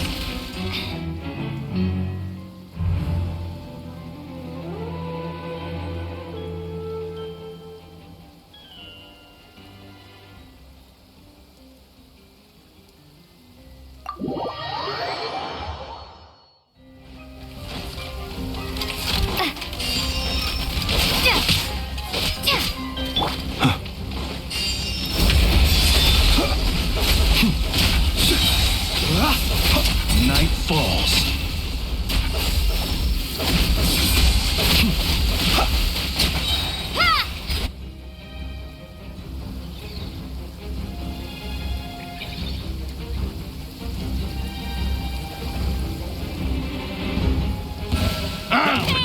Your skull! Time for the big one! Leave this place for the everlasting hope. Seek within. No more lies.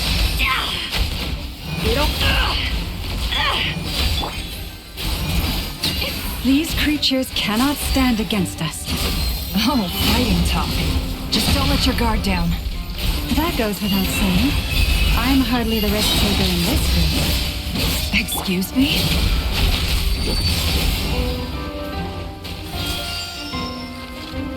No more lies. The deception ends here.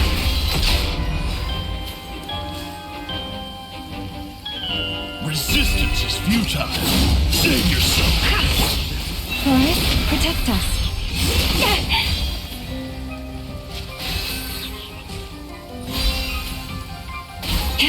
By the frost moon of old. Intel! You poor lost lamb. It all adds up. The mystery unravels.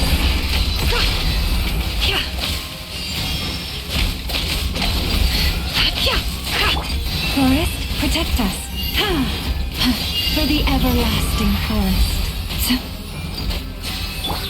Can't hide the truth. It all adds up.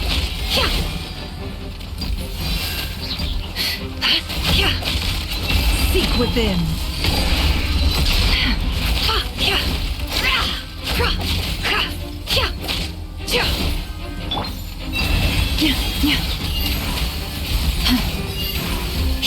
Can't hide the truth.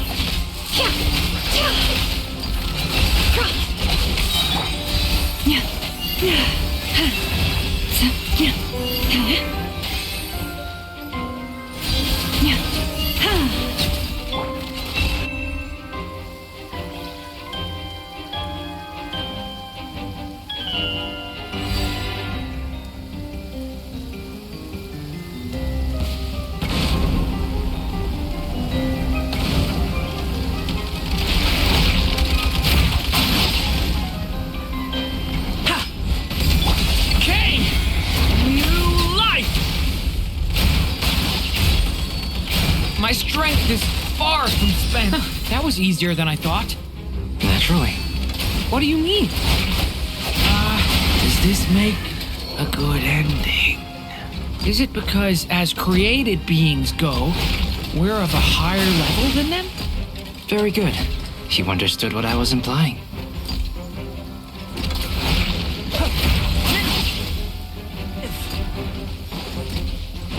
Moment of birth. Burst forth.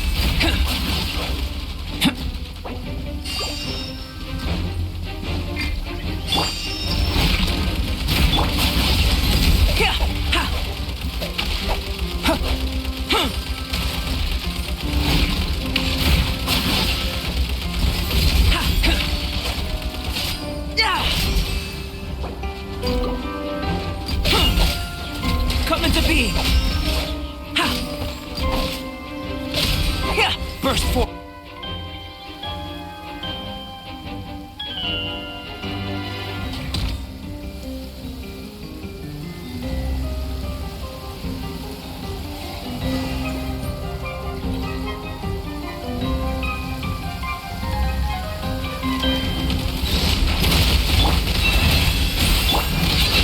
The deception ends here. It all adds up. People have always used fire to drive away wild beasts. Wouldn't a lantern work just as well? You read my mind, my dear friend. I was just about to say that. All right then, dear friend. Bring the light.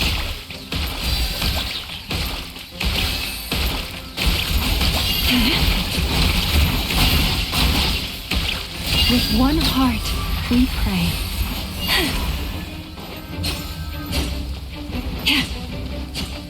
No more lies. Seek within. The night cometh.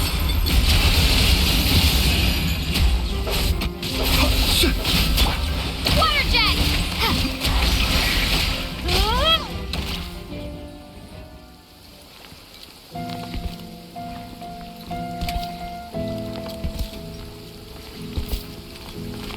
You're looking well. I trust you've had a good couple of days. Dottore. It's actually a good thing, in my view. If the subjects of my experiment were to die prematurely, it would throw quite a wrench in the works. And so, I must thank you all for your resilience. We are no longer on the same level, but you are nonetheless worthy of my respect. A creator god should be merciful and gracious after all. And in any case, it is only right that before I end your lives, the world is informed of the arrival of their new god.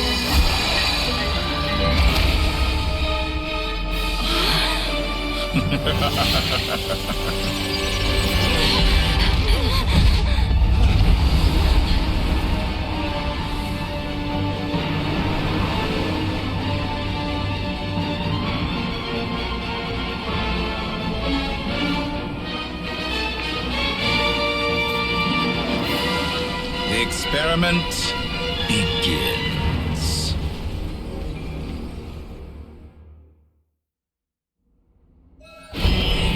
With the marrow of the 3 moons in my hand, behold the false moons fall!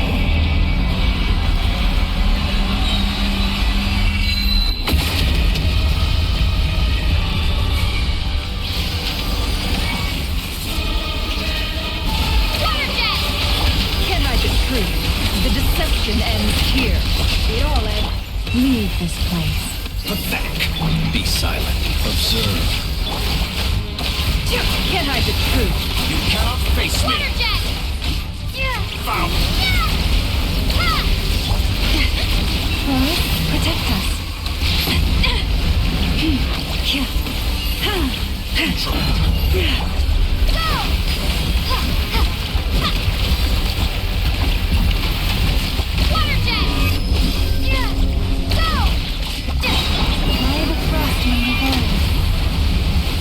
Did you honestly think that would hit me? Leave this place. Be silent. Such a simple attack. Oh. I've been moved inside another space. And it's sealed off. Looking at the structure of it, it seems like the Tory intends to trap us here. There's no exit. Our endurance is about to be put to the test. How dumb. It all adds up. No more lies.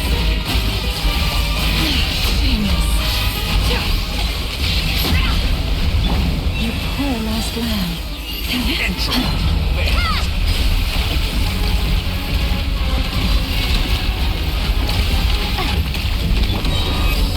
With one heart, we pray.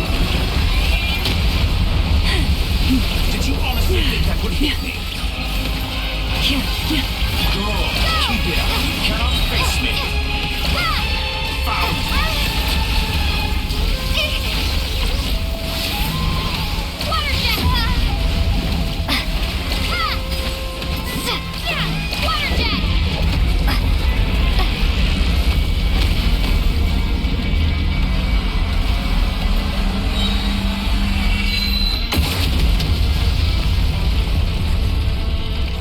Tell me, where will you try scurrying off to next? A grave. Looks like the Torre has opted for a divide and conquer strategy. But we will not allow them to triumph. Now, I shall pray for our victory.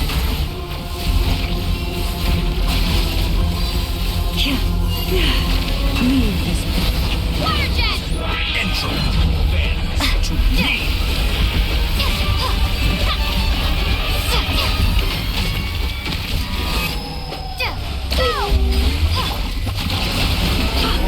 It all adds up. The mystery unravels.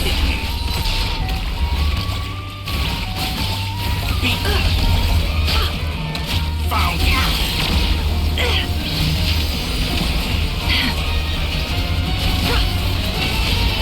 No more lies.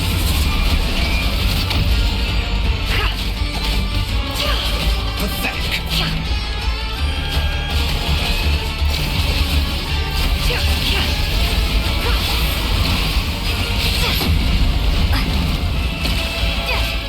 Lord's remnant.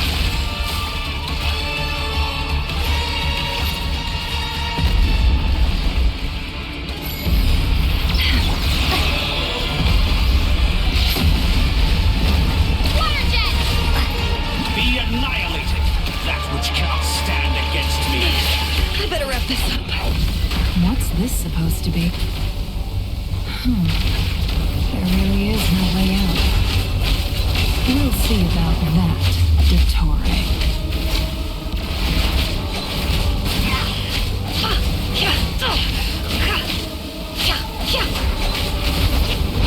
Did you honestly? My apologies. I had not intended to take your teammates from you. But you know. Obey, and I can release them. An excellent deal, if you ask me. Won't you consider it?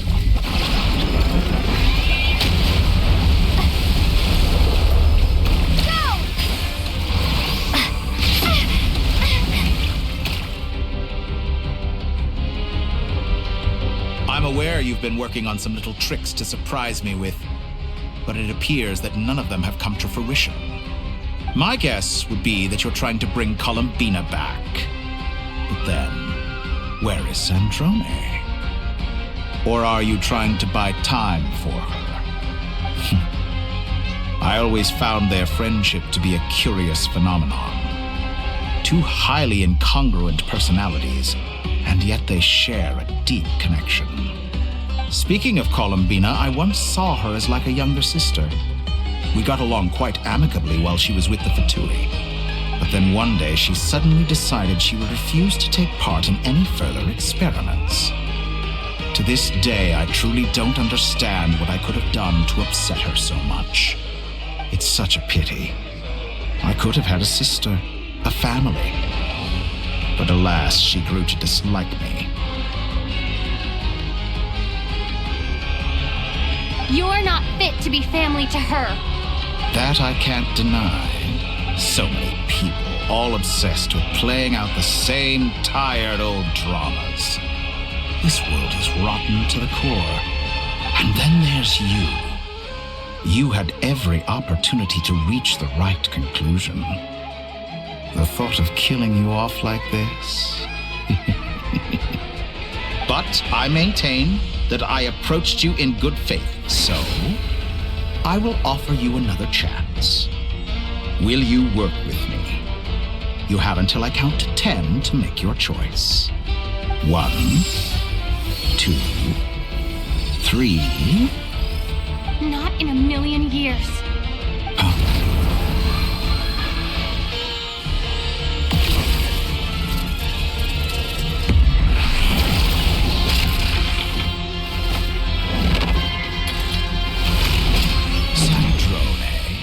What a pleasant surprise.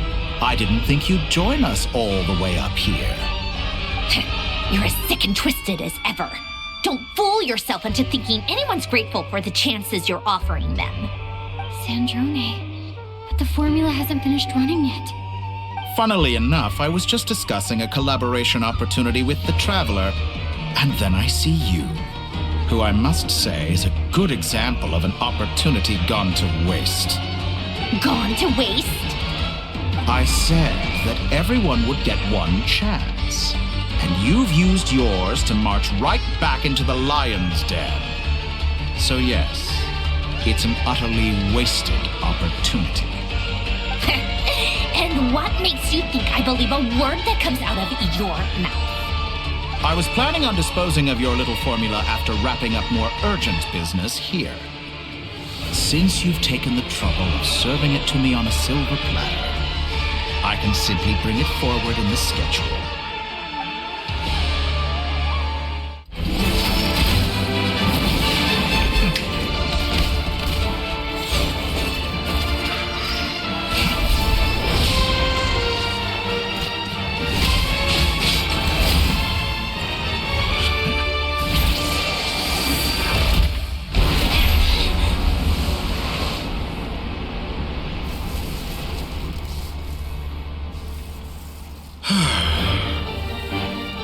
Is this your life's work?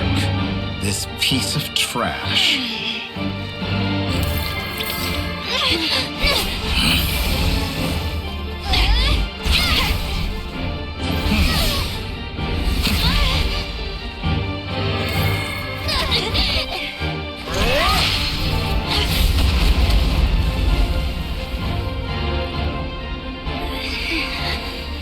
Your formula runs too slowly, Sandrone. You put your hope for success on others instead of fighting dirty. That is why you have failed. Now, whom should I slay first? Any volunteers? No one? How nice of you to leave the decision to me.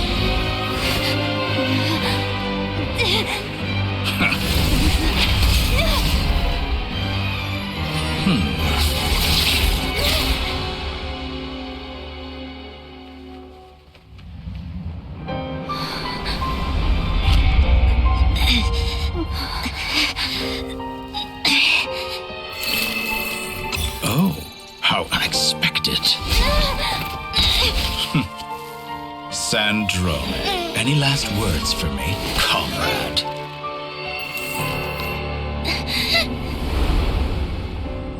Is there anything you wish for? Not really. But I've always known what I don't want. Go to hell, Dottore.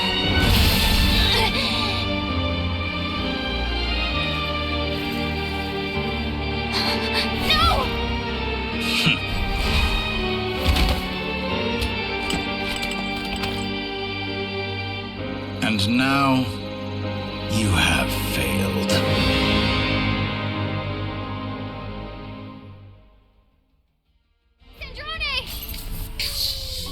Now you see how fragile mechanical contraptions are.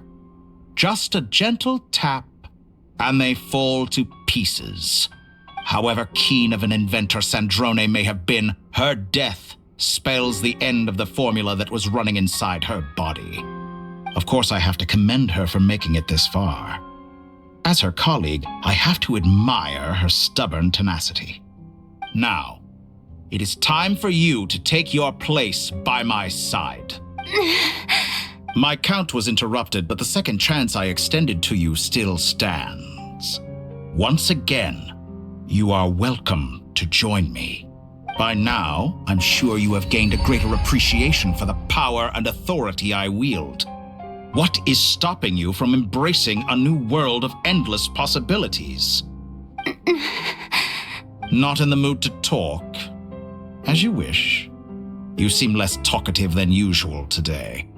I'll change the topic to something more apropos. Sandrone was always like this, never trusting anyone, always so reluctant to share her research with them.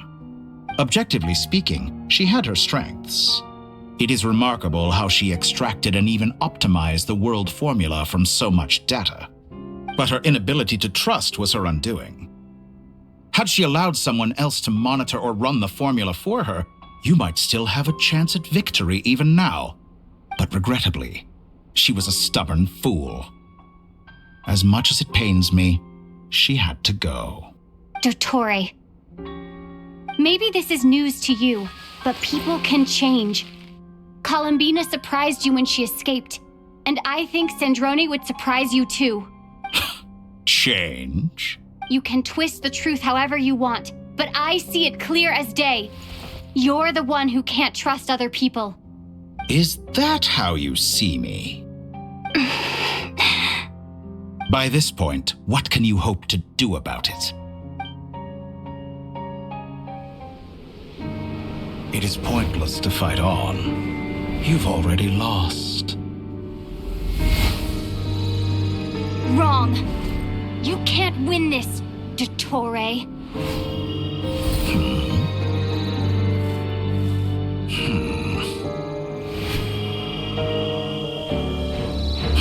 What?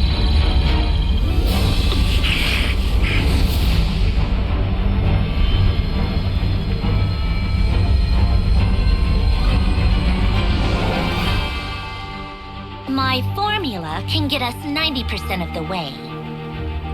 It will connect you to Columbina. Then, I will bring the formula's output to the Traveler's side. For the last 10%, do whatever it takes. Just bring the moon down.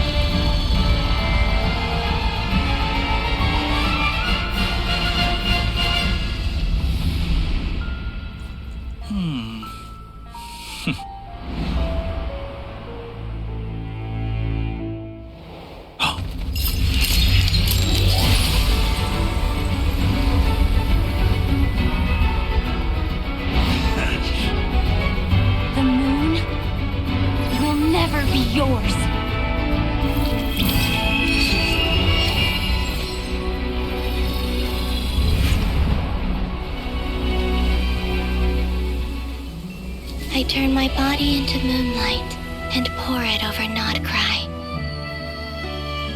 My soul I leave here to inform my future friends.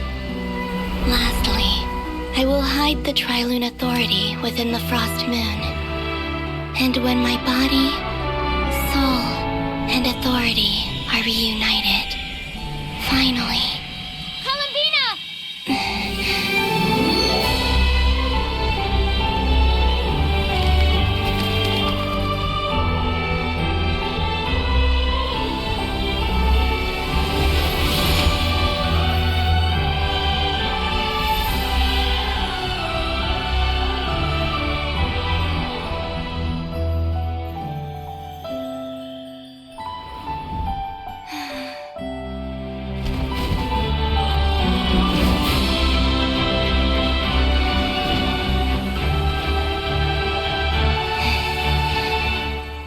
It's been too long. I'm back.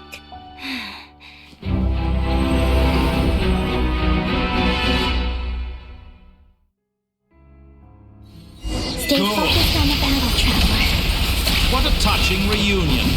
Though I personally find myself repulsed by the sight of weaklings huddled together for war. Now, quite finished patting yourselves on the back. Show me how long you can struggle before you drown. Watch out, Columbina! He can manipulate space itself! Wait for the right moment. We'll stroke together. Found! Moon's remnant!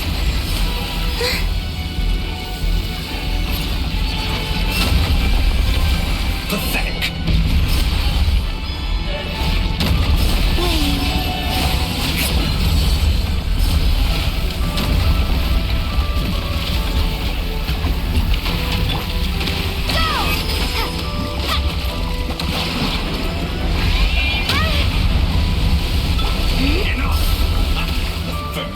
Like an ant in my palm.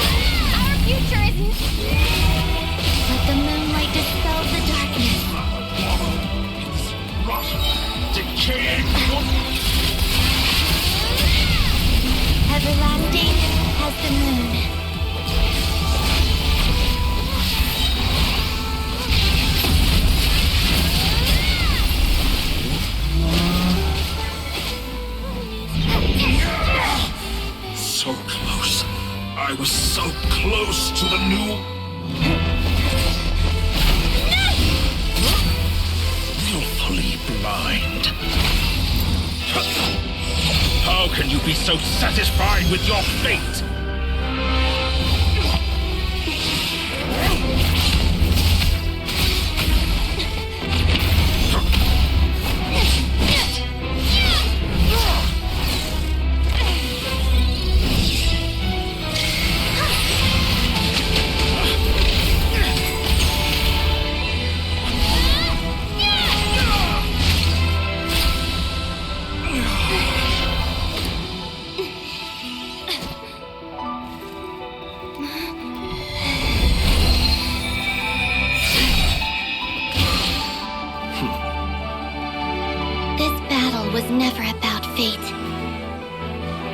It's about friends, family, and the home you stole from them.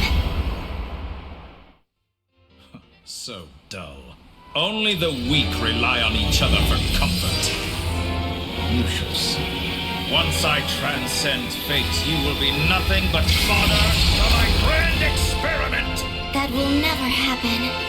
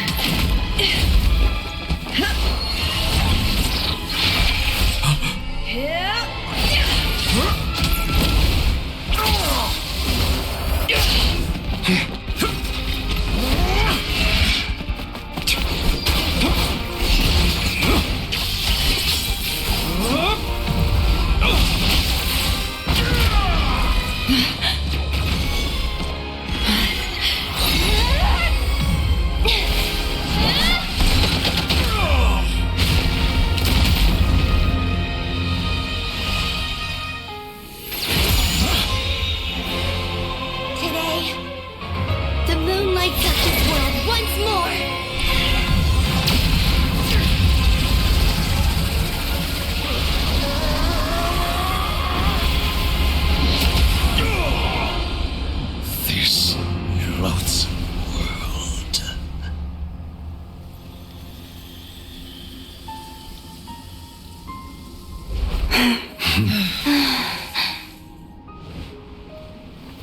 No, this world is our home.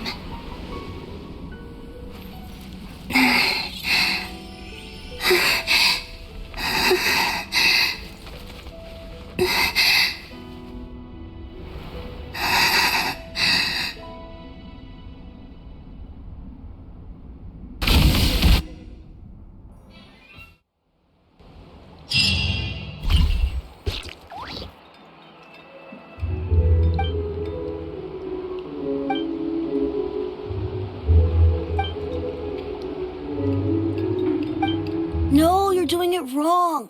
The moon looks like this now. What are you drawing, children? The new moon, Mom. It looks different than before, doesn't it?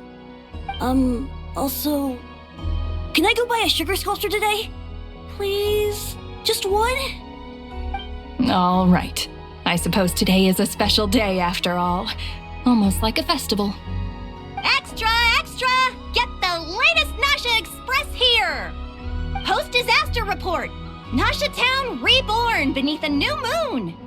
The voyage begins today! The future looks bright thanks to the League. Want a copy? I knew things would be different, but I didn't think that would include the moon. They say a new moon goddess has been born. A new moon goddess? Who's saying that? The Frost Moon Scions? I guess so. I'm not too clued up on the details. As far as I'm concerned, the moon's still in the sky and it's business as usual. Hey, since we've come all this way, shall we grab ourselves a free meal while we're here? Are you a convert now? Or are you just here for the free lunch? Oh, come on, what does it matter? After everything we've all just been through? That smells good. All right, that's it. I'm hungry. Time to eat. Come on! We gotta get there early, or there won't be any good spots left! Shh, keep it down. This is a residential area. What if people are still sleeping?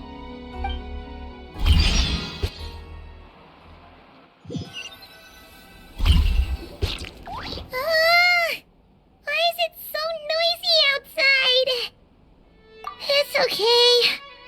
Paimon was pretty much awake anyway. It's been so long since we last had a chance to relax, huh? Feels like time is moving slower than usual. What about you? Did you rest well? Still winding down from everything that's happened? Or are you wondering how our friends are doing? Or is it about what Dotori said to you? Okay, if you say so. But don't push yourself, alright? Let Paimon know if you need to talk. What we just went through was a lot. It's totally normal if you need some time to get back in your groove. Luanatar disappeared after Columbina came back. Apparently, she was part of Columbina's soul or something. Still, Paimon kind of misses Luanatar somehow. But anyway, you did great. So did Paimon. We all worked our butts off to contain this disaster, and in the end, we made it. So, chin up, Traveler. You should be proud of yourself.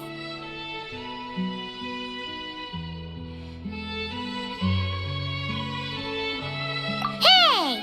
Don't poke fun. You should be glad that Paimon's growing as a person.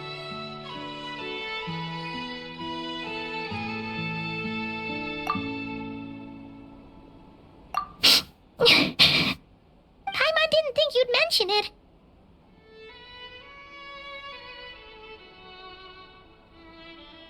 You have no idea how anxious Paimon was. She was worried sick about you.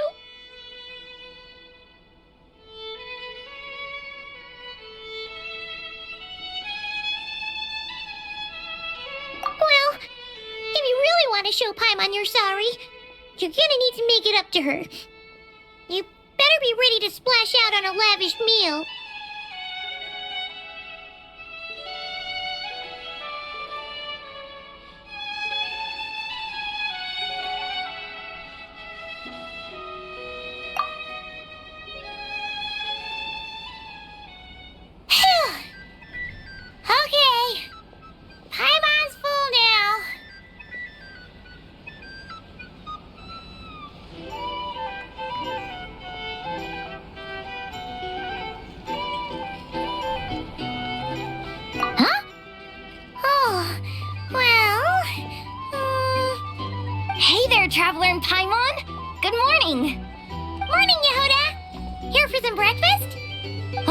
I've already eaten.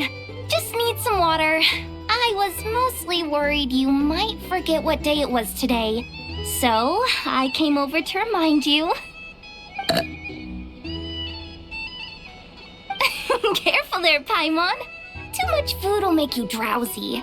Don't let anyone catch you hiding at the back and nodding off during the league meeting.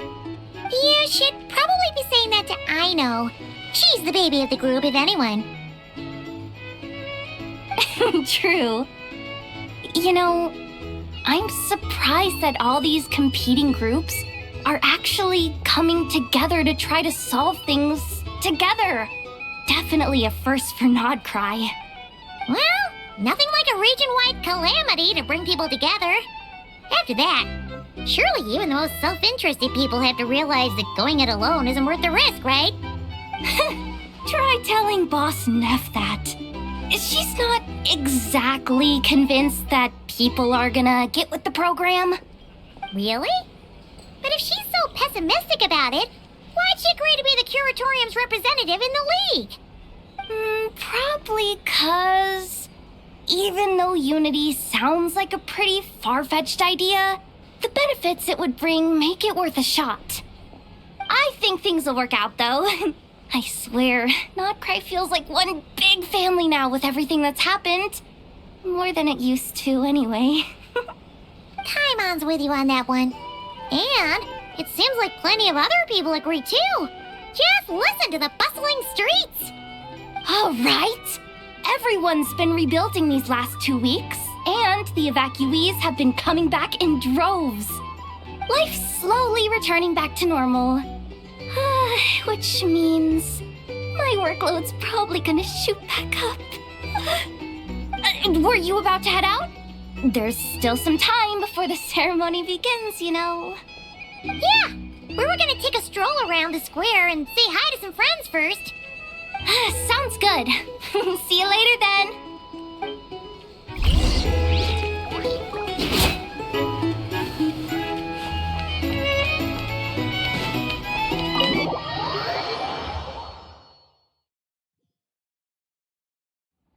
Please accept today's boon. Have a nice day. Are Paimon's eyes deceiving her? Or is that Inefa handing out food for the Frost Moon Scions? Hello there. Would you like a feast of the moon along with some snacks of the day? So, what's new, Inefa? It was only a few days ago when we last saw you, but it looks like you've joined the Frost Moon Scions in that time. And Aino too? What are you talking about, Paimon? We're just here to help. Duh. In the wake of the disaster, it's all hands on deck. We responded to Lama's request for support. At times like these, the smallest good deed can inspire others and help them through the hard days ahead.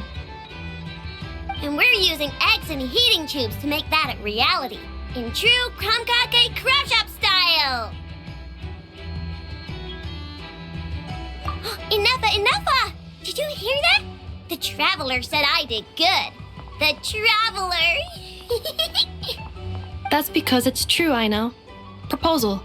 If you can resist eating today's dessert, I will provide you with compliments, too. No way! Well, that proposal got shot down quickly. I need something to get me through the hard times, too, you know. Mom! Yes, dear. Go right ahead. Excuse me. Could I take a photo with the robot lady? She helped us get safely out of Nodcry, and she helped us get back home too. She's the best. Of course she is. And since I'm the whiz kid who built her, that makes me even better than best, right? But you stole my snacks though. Oops. Shall we move to the open space near the center? The view there is better. Thank you! Aren't you the better pick for this job, Flint? You underestimate yourself yet again, Master Ilua. Not at all. I rarely come by Nasha Town. I don't know any of the big shots here. All in good time. Socializing is a step-by-step journey. But you're much further ahead on that road, aren't you? You're not seeing the full picture. You know the truth now. My friends do not understand my habits. There is no question about it. The Lightkeepers need a representative in the League. Someone who is upright, cares about other people, and can realize their self-worth through group action. You say it like you wouldn't make the cut. I am most flattered that you think I would. Sigh a little less, Master Ilua, and have more faith in yourself. All the Lightkeepers agree that you're a very promising young man. That is precisely why Starshin and Nikita felt safe delegating such important work to you. I'm sure we all also agree that we would sooner die of dehydration than manage to wrangle anything out of you in a discussion. My apologies. I am not in the habit of bringing water with me when I go out. Whatever. I'll take the job. By the way, who else is part of this? Oh, it's quite the who's who of Nodcry. There's the Moon Chanter of the Frostmoon Scions, the boss of the Curatorium of Secrets, a representative of the Voynich Guild, and even someone from the adorable Kromkake craft shop. I'm sure you will find speaking with them to be a genuine pleasure. If you say so. I've never done this work before, so I'm honestly a little scared of making mistakes. But I'll do it. Not only is it our duty as Lightkeepers, but because I want to make Nodcry a more welcoming place. An admirable attitude to take. The beacons are lit, Ilua. We're but one step away from breaking through the blizzard. We have the chance to band together and build our shared homeland into an Elysium. This is unprecedented for Nodcry. An opportunity not to be missed. Yeah. You're right. I'll do my best. Quite a few familiar faces have arrived. Let's go, shall we?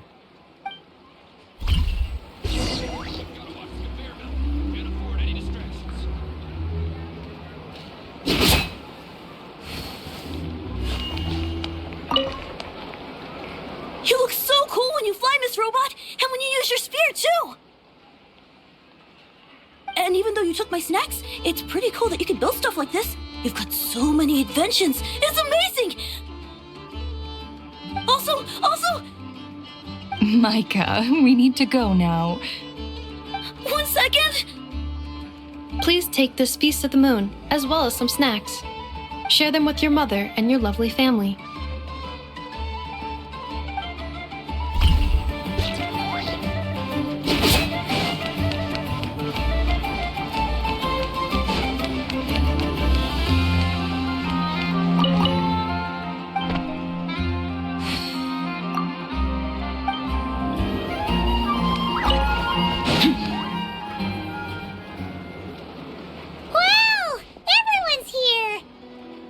You seem well rested.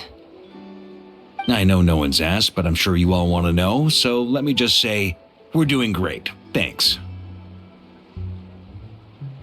Well, great, but not perfect.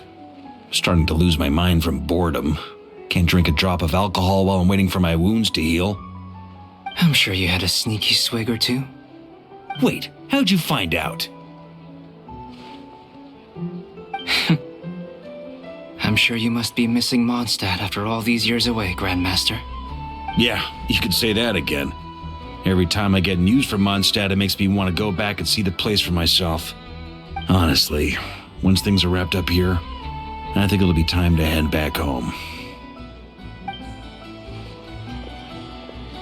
Hey, looks like someone's taking the stage. Can everyone see okay? Anyone need a boost? I'll just listen from the back. It's fine. You're taking this pretty seriously, huh, Durin? Well, it's not every day that I get the chance to see how people speak in official settings. Soak it up like a sponge. I'll make sure you get a chance to practice for yourself later down the line. Actually, I know just the thing. You can debrief the Knights of Favonius for me. Mr. Varka, are you forgetting that I'm not a Knight of Favonius? I can knight you. Any particular title you'd like? Is he joking? I really can't tell. You'll have to figure this one out for yourself. It'll be a good learning experience. It is my honor to host the opening ceremony for the League, and to have this opportunity to speak to you all in my capacity as Voynich Guild representative. Could this person also have been pushed onto the big stage by the real big shots? Guess I'm not the only one then. We come here today, having weathered the trials and hardships of yesterday, and having learned from them the importance of unity and cooperation. All right, here we go. Uh-oh, looks like Aino's off in Dreamland already. Wait, Boss is looking kinda drowsy too. What's up with her? Come on, get this speech over with already. Nodcry is our home, the land we rely on for survival. And as we chart a course for the future, may we persevere through the storms ahead as we sail towards a new era of prosperity, freedom, and hope.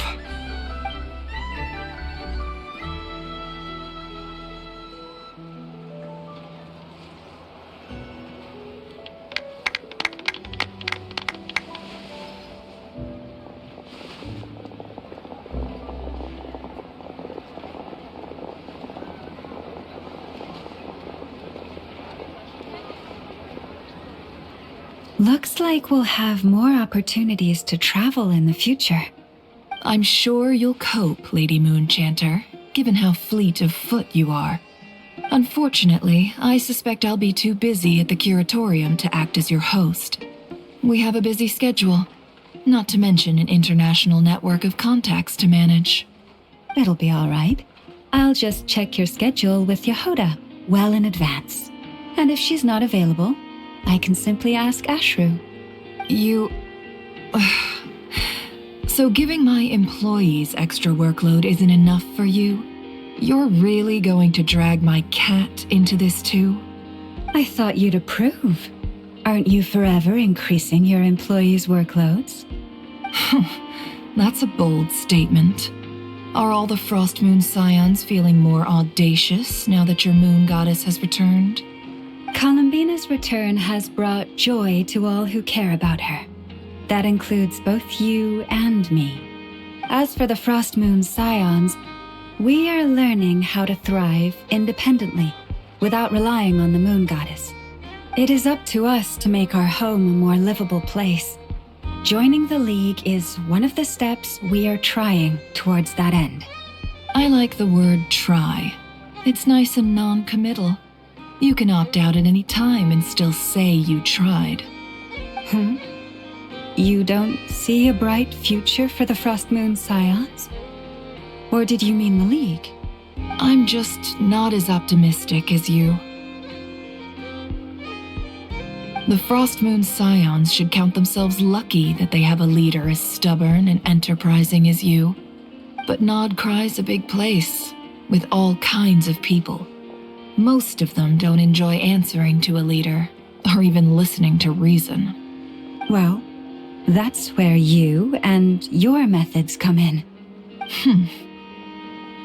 Unless the Curatorium of Secrets is only here for appearances.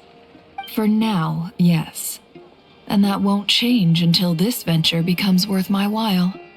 What would make it worth your while? Getting out more than I put in. Right now, I'd barely break even, but I'll grant that it's a good start for Nodcry. Then maybe it's worth a try. All right, you can stop now. Or do I have to join the Frost Moon Scions before you'll get off my back? You'd be very welcome to join us. Hey, you two! Congrats on all your hard work! What are you chatting about? Nefer was trying to dissuade me from adding to her employees' workload. Also, she's considering joining the Frost Moon Scions. Sorry, what? Your conversations are always the most interesting.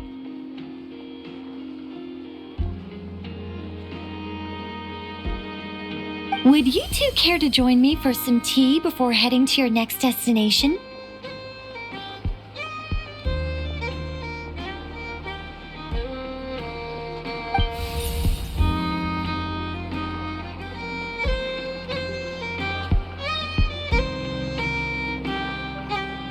Nicole?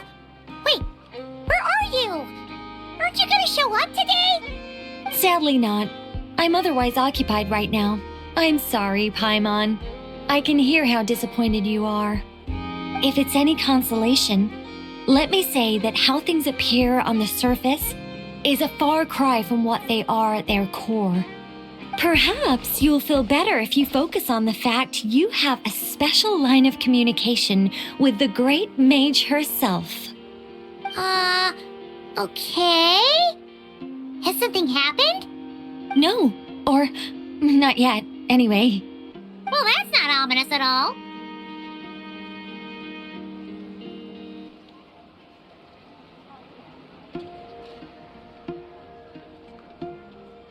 Not for the time being. Just think of this as a general check-in to make sure this communication system is still running smoothly. Besides, it's good to chat once in a while if we want to maintain our friendship. You could have just said so. Paimon got all worked up for nothing. Still, the best friendships are built through face-to-face interaction, you know. It's never gonna stop being weird having tea with you when you're not there and just talking to thin air. All right, fair point. I'll bear that in mind for next time.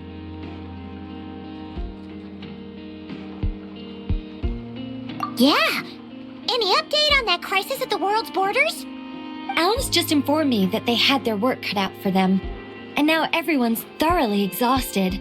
But they did finally get things back under control. Still, we can't let our guard down yet. The disruption caused by this disaster has made Teyvat easier to detect from the outside universe. She plans to wait for things to stabilize, then reschedule her Mondstadt vacation plans. As for me, I agree with Hat Guy's perspective. This is a time when many new variables are emerging, and the situation is changing constantly. Plus, most of this change is for the worse. We have to remain vigilant and ensure that the embers of chaos are not rekindled. I did notice that the energy in Nodcry changed somewhat after the War of Funerary Flame, but since it was still aligned with the Light Realm, I never gave it a second thought. It looks like I'll have to examine the connections between phenomena I observe more closely in the future.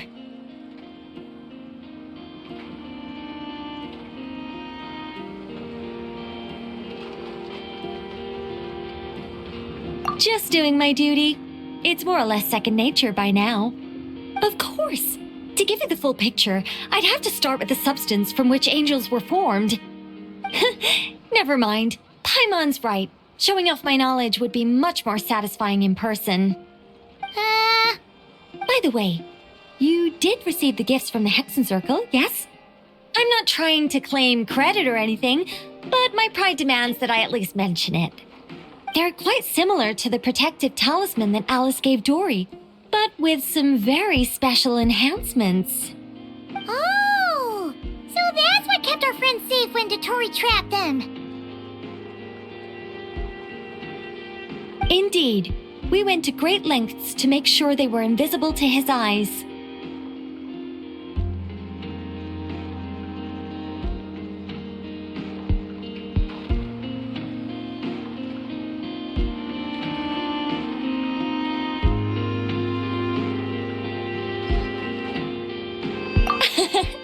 I'm so happy they came in handy. Still, not fishing for gratitude, by the way. I just want you to be aware that sometimes your friends may be protecting you in ways you cannot perceive. Anyway, I'll contact you if anything else crops up. If not, you know what they say, no news is good news. Oh, my angelic instincts are tingling. They say you should head to the docks next. Your friends are about to board their ship home.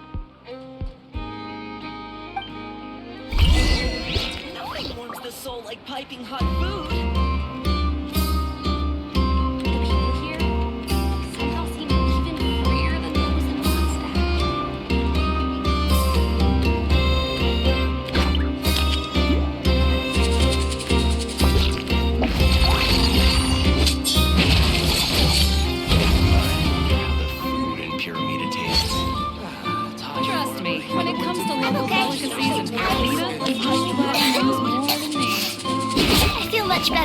Please.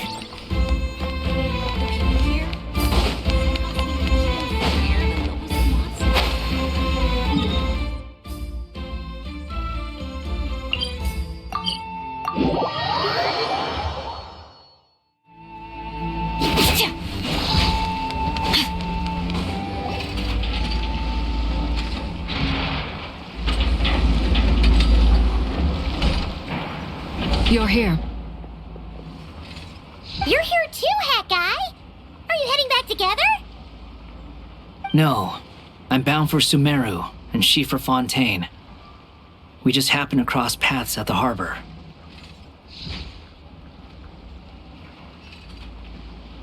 Everything seems fine. Sandrone may have an abominable temper, but she's always been very responsible with important calculations and things entrusted to her by valued friends. You always speak as if you know us inside out, Mr. Hat Guy. Maybe I'm just a good judge of character. I certainly hope that's all there is to it. Regardless, you have been a significant help in this matter. For that, you have my gratitude. I didn't do anything special. Sandrone's the one who completed a seemingly impossible formula and turned the tide of the entire battle, even giving her life in the process. She's the one we should be thanking. Even we were unaware that Sandrone had hidden the real formula inside Polonia's body. She managed to fool Dottore into thinking the formula was running in her system by installing an identical-looking decoy within her. She probably realized that she didn't have the strength to stop Dottore. But this way, she could at least get him to lower his guard. She always worked like that. Always had a backup plan. Well, that's why I'm traveling to Fontaine. She made a request of me long ago, and the time has come to fulfill it. Think of it as her will. She said that should she ever fail in a mission, she'd like me to deliver her core and Polonia's to the Fontaine Research Institute. She also mentioned that she had made arrangements for people there to set her affairs in order. Some of her personal effects, such as her notes, were left to me. I've decided to take them back to the House of the Hearth, for safekeeping primarily, but also as mementos, I suppose. However, there is one book among them that I'd like to leave in your care. I'll have someone deliver it to your residence at the flagship at a later date. No, I was specifically warned not to tell her. This is her last wish, and I will abide by it. I can only hope so, but none of us here can know for certain. I bade farewell to Columbina earlier today. As promised, she turned the iridescent moon's marrow over to me. She spent a long time with Sandrone's body, saying her goodbyes. Oh, is she all right? Sandrone's passing has left a great wound in all of our hearts. It will take time to heal, but Columbina surprised me. She offered me some words of comfort before I departed. Despite being grief-stricken herself, she showed an awareness of the feelings of others around her. She never used to act like this. Clearly, she has grown. And I suspect that we have you to thank for much of the change we are seeing in her. After these recent events, the Tsaritsa has revoked the Pale Star Edict. Snezhnaya now realizes that the arrest warrant for Columbina was just a ploy by Dottore, who coveted her powers. I shall return to Nodcry to see her as soon as I find the time. I hope that from now on, she too will explore more of the world. Columbina Hyposelenia's journey is only beginning. My ship is here. Traveler, Paimon, we shall meet again. You too, Hat Guy. What are you still bumming around for? Isn't Columbina waiting for you? I thought today was the day you'd agreed with her to go find out the truth about your sibling.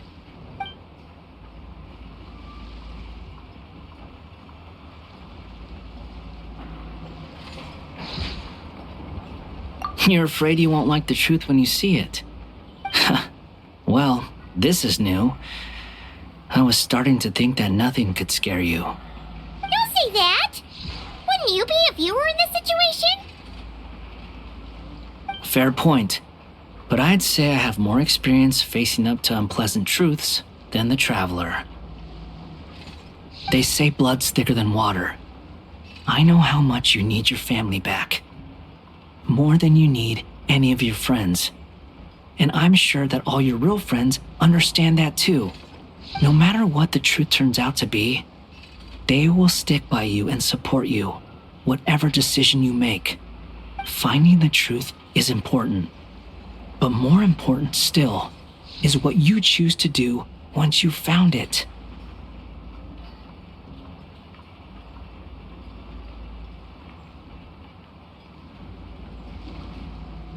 At least, that's the life lesson I've learned from my experience, grappling with the truth.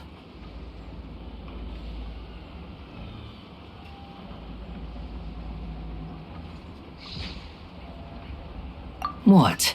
Now that Dottoro's dead and gone? A little, I guess. But it hasn't solved everything. Maybe I regret not getting to end his life with my own hands. Or maybe it's something else. But for whatever reason, I still feel like I have a chip on my shoulder. Either way, I'm going back to Sumeru. Lesser Lord Kusanali is gonna need help dealing with all the chaos Dottori left in his wake. Not just from this incident, but everything he did in the past, too. You should continue with your journey, as you've always done. Who knows? Maybe we'll meet again someplace else. So, what should we do now? If you want to explore a bit more to steady those nerves, Paimon's game!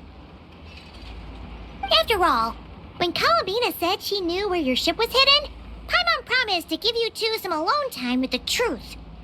It hasn't been all that long since we were last apart, sure, but with Columbina there, Paimon's sure things will be just dandy. Ain't no biggie.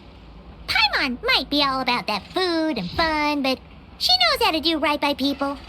Paimon's sure you'd prefer to digest the news about your brother in peace. But, no matter what you see, just know you can share it with Paimon. Of course, as long as it's not super private. If you can't make sense of something, let's give it some thought together. And even if we both can't figure it out, Paimon can at least treat you to a nice meal. Glad to hear it. Feel better now? Alrighty. Next up, time to meet with Columbina.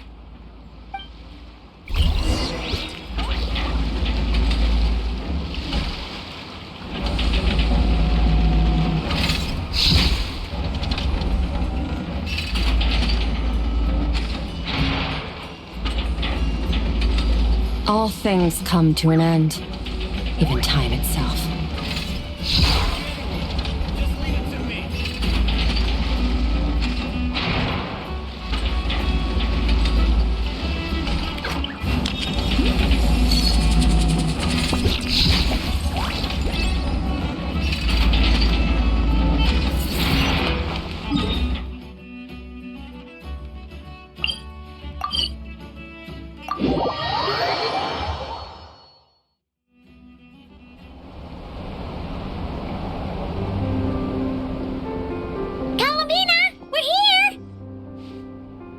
Believe we're meeting out here.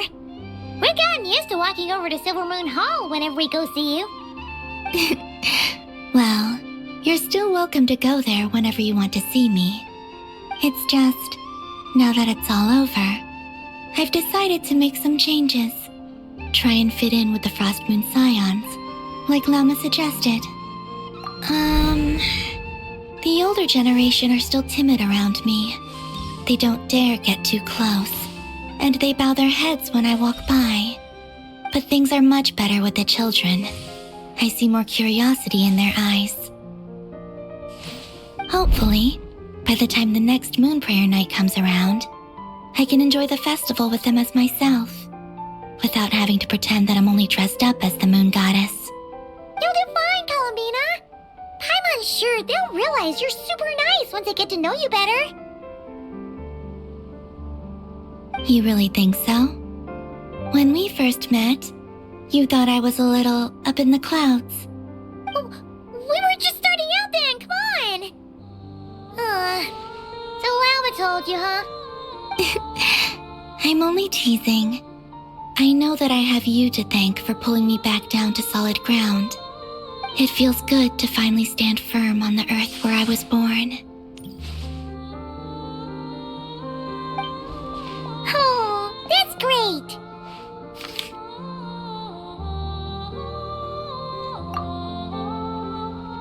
Thank you. I'll make sure not to lose it this time. Well then, are you ready? Ether, what happened to our spaceship back then? Why did you leave? It's time to learn the truth at last. I'm ready as I'll ever be. Good. Then let me open the way for you.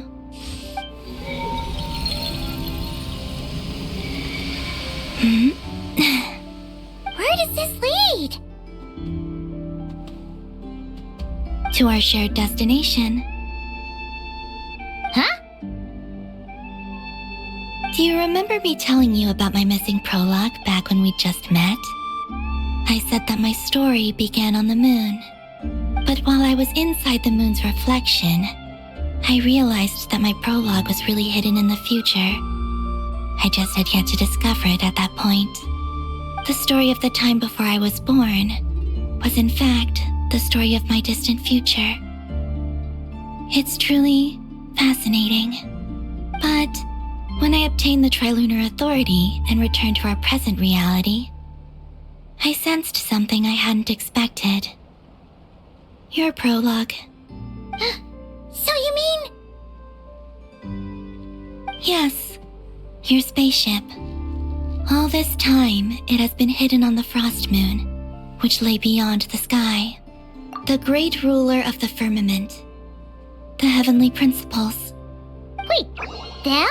Why would they do that? I don't know. Perhaps your ship contains something that is incompatible with Tevat.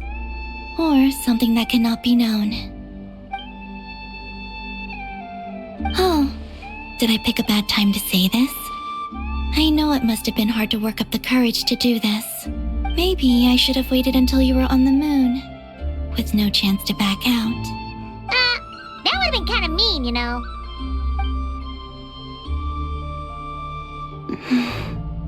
Take me there. Oh? Whatever is hiding in that ship, it belongs to me and Ether. Those memories belong to us. No one else has the right to decide whether I should or shouldn't know about it. Not even the heavenly principles. Very well. Then let's go. You two take care, alright? And don't forget to come back soon! Rest assured, Paimon. We will. Traveler, after you. Thinking about the story that we'll find hidden on the moon? Yes. And hoping that it has a happy ending. Stories like that don't exist, you know? You don't believe in happy endings? I don't believe in endings.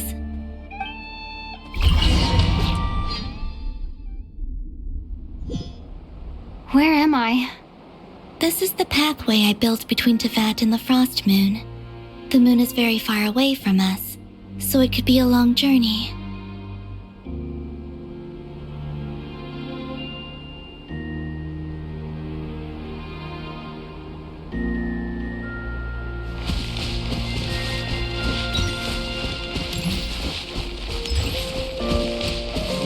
After I obtained the Trilunar Authority, I unwittingly saw past events from many of my friends' lives. One was Lauma. She was so young when they chose her to be the Moon Chanter.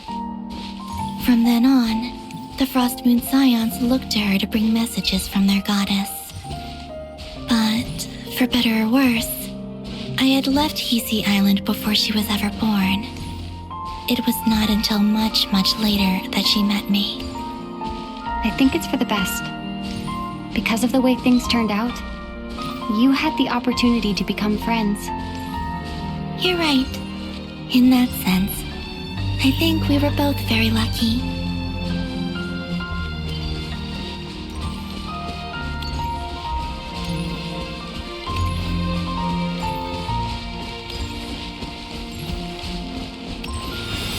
Oh, and about that mage, Nicole.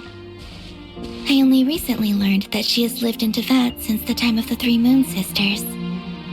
The moon goddesses always had a good relationship with the angels. I suppose our friendship continues that tradition.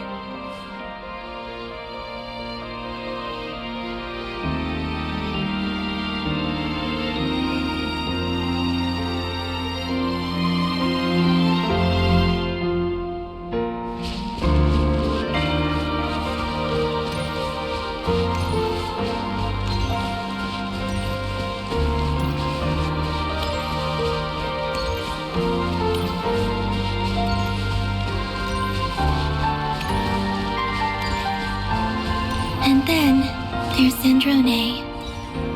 I never knew that much about her, beyond the fact that she was created by someone called the Lord Artificer. She, too, suffered for a long time before joining the VIII.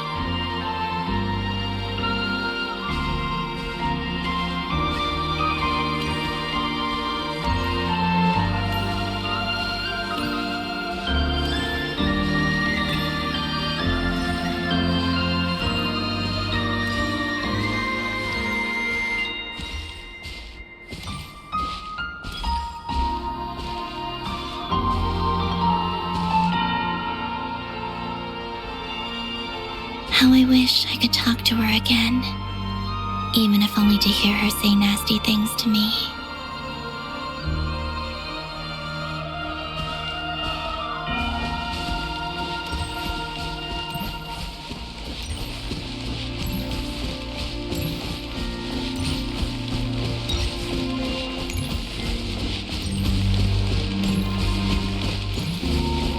Also, I saw your siblings' story. I'm afraid I didn't see much. It seems that he rarely came to the surface where the moonlight shines. But I did notice that back when you first set out on your journey, he would often appear nearby, gazing at you from afar with a guilty look in his eyes. Ether. Let us speak no more of the past. I probably shouldn't reveal so much about my friends. It's not my place. Let the moonlight carry us forth. We are very close now.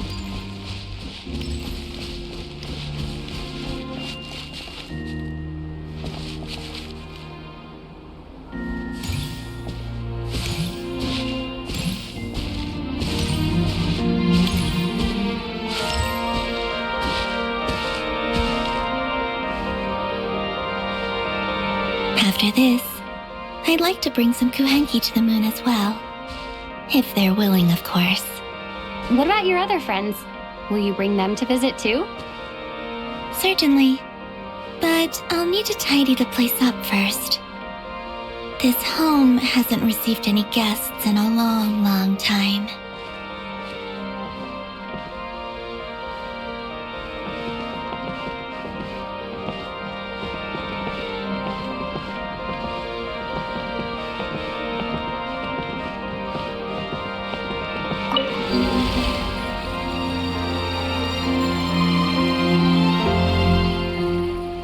I remember writing something similar with you on Moonprayer Night. I believe it was called... Dodoko's Whirligig. Yes, that was it. You asked me if I was afraid to return to the moon, and I said that I was. The idea that I had gained something precious, only to lose it so quickly. That frightened me. But I'm not afraid anymore. Besides, this time, we're traveling together.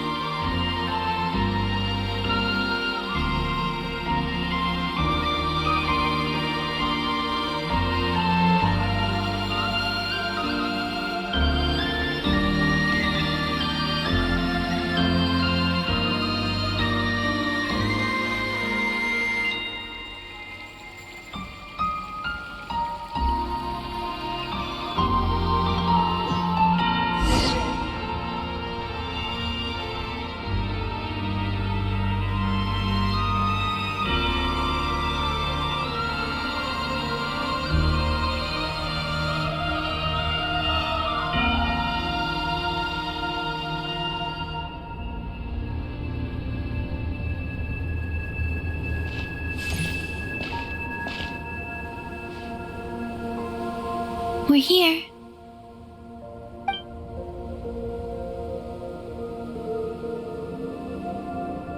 Over there.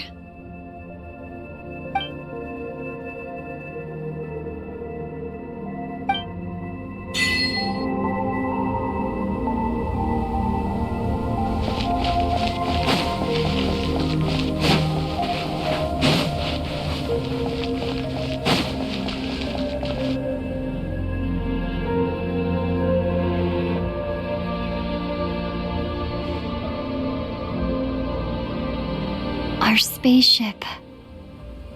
It's huge. I suppose that the moon is the only place one could hide it. It'll be alright. Huh? The way you feel in this moment, I went through it too, on Moon Prayer Night. The door was right in front of me, but I struggled to find the courage to step through. Solitude for me once meant living a life in which even I was absent. Before I met you, that was the only life I knew. But that night, solitude meant throwing away the life I had gained after meeting all of you. Oh, Columbina. Go. Retrieve the part of your life that was once lost. Trust me, you will lose nothing by doing so. Look, Teyvat is right there. All of our friends are down there, waiting for us. You're right. Thanks, Columbina.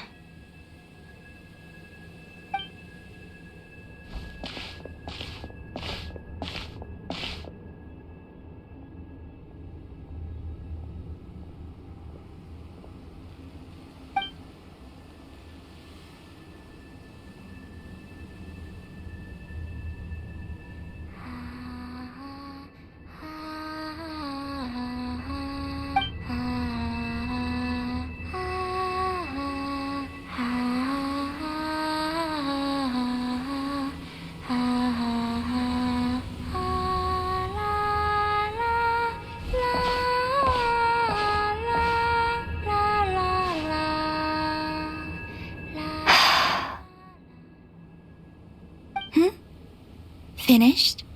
Yeah. Why did you take your eye mask off? Well, since my return, I've decided to take more opportunities to see the world with my own eyes. Besides, I've always wondered how Teyvat looks from the moon. And what do you think? It's beautiful. I could spend a whole day here just gazing at it. What about you? What do you think of the truth you found? I haven't looked at another person's expression in a long time, but I think yours is saying it was neither good nor bad. Keep this up, and it won't be long before you give Nefer a run for her money. Oh, I don't think that's going to happen. I'm much more used to sensing what's going on around me with Kuvaki. I think I'll save my eyes for seeing special moments I really want to remember. I read the spaceship's flight logs. I always assumed that this was my first time in Teyvat. I thought that Ether and I must have been hibernating in space for centuries on end, but the logs show that our spaceship flew over the skies of Teyvat once before. A long, long time ago. Flew over? So you didn't land? No. The ship barely came to a stop before flying on again. After that, it continued traveling through space for a long time. Some of the data is corrupted, but I suspect that it kept flying for thousands of years. It was only after that the ship made a forced landing in Nodcry. When Ether found me, he came from outside the ship. Could this mean that he left the ship long before I did? Maybe even during our first pass over Teyvat? Are you all right? Yes.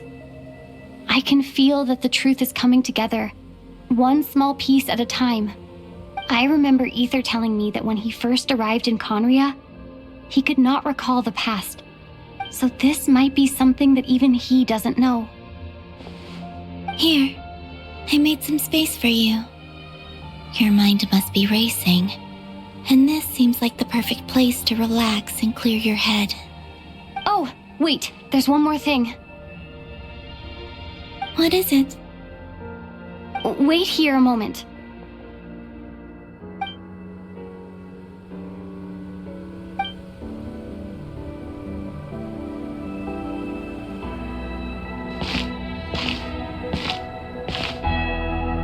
Hey, Columbina.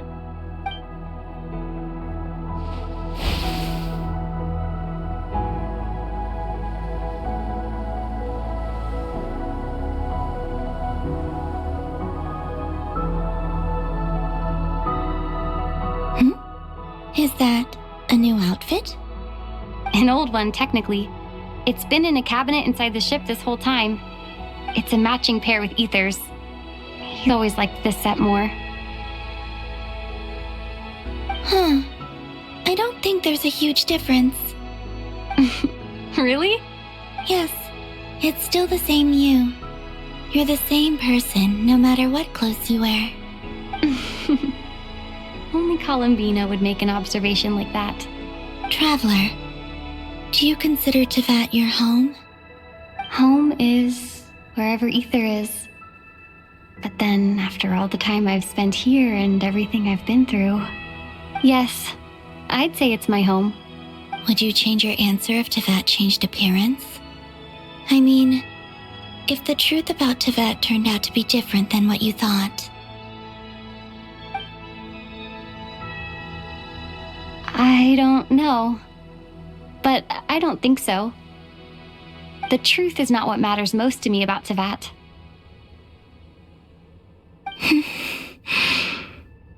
When I was first born, I longed for a home. And when you get something before you're mature enough to understand the world, you just take it at face value. I thought that a home was a transaction. You give me what I want, and I'll do the same for you. But you and your friends taught me what a true home should look like. You never asked for anything, yet you gave so generously to me. That's because your friendship matters to us. It was worth it. In the past, I thought that my birth in Nodcry must have been a mistake. But after journeying to the distant past where the story began, I realized that it was I who chose Nodcry to be my future home. Now, I am glad that I made that choice. I'm sure your friends are just as glad. In fact, I intend to make the same choice today as I did back then. What do you mean? Well, I've given the Eternal Moon's Marrow to Lauma, and the Iridescent Moon's Marrow to Arlecchino. And now, I shall return my Kuvagi to Nodcry again, that it may continue to protect my chosen home. Wait, but what about your body? Oh, are you worried that I'll disappear again? I won't. Not this time. The Frost Moon has now entered the false sky, and I am the Trilune Goddess. I am only returning to Nodcry the part of me that it needs. I am giving what I can, because my home is worth it. Oh, and I have something for you, too. For me? Yes. Come closer.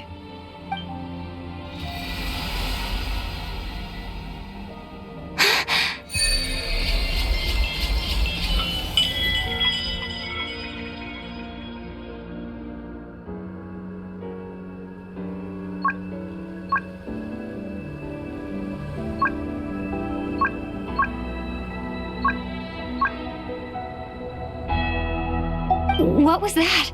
I lifted some of the restrictions this world placed on you. I trust this will help in your future adventures. My power. It feels like it's grown. I can use the elements more freely now. Thank you. This will be a great help. You're welcome. I see you as family, and after everything you've done for me, In fact, no. It's not because I owe you. It's because you're worth it. Here, this flower is for you.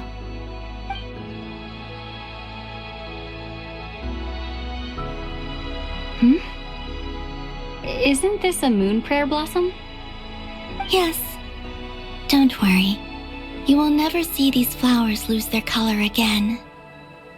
I'm finally discovering the joy of giving. How I wish I'd learned this sooner. Hey, better late than never. What are you thinking about now? Why don't you take a guess? You get one shot. I don't think I'll get it in one guess, but I'm sure it's a happy thought. That's kind of a sneaky answer. I can't say you got it wrong. Down into that, the moon seems so far away. I felt it might always lie beyond my reach. But on the moon, everything feels so close by. The haze that once enshrouded the skies has finally been dispersed. I feel like a traveler on a winter's night, starting a new chapter in my tale by the warmth of a bonfire. I don't have a lot of luggage, but I do have a lot of hope for the future. Well, what's next? Next? To start with, I want to stay here just a little longer. After that, let's return home and continue our journey.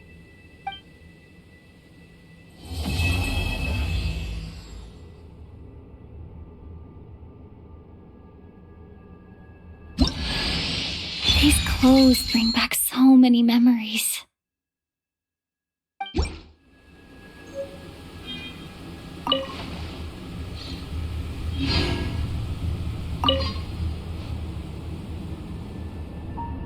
The journey goes on, for you and for me. Like I said, this is not the end. I don't believe there has to be an ending.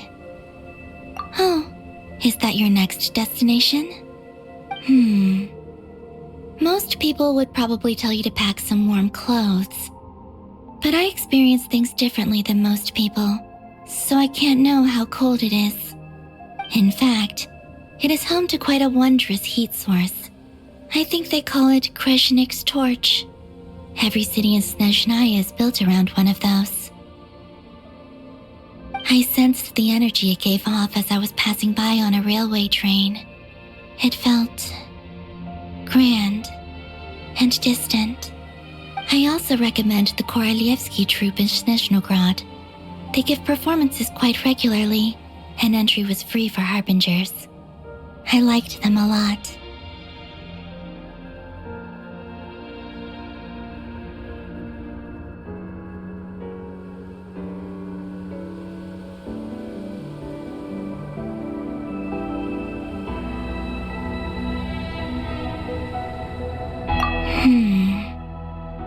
Ice cold and sharp. Crystal clear in some ways, yet profoundly unfathomable in others, like the thick layer of ice on top of a frozen lake. That's just the impression that Tsaritsa gives me. I was never able to glimpse what truly lies beneath that icy exterior.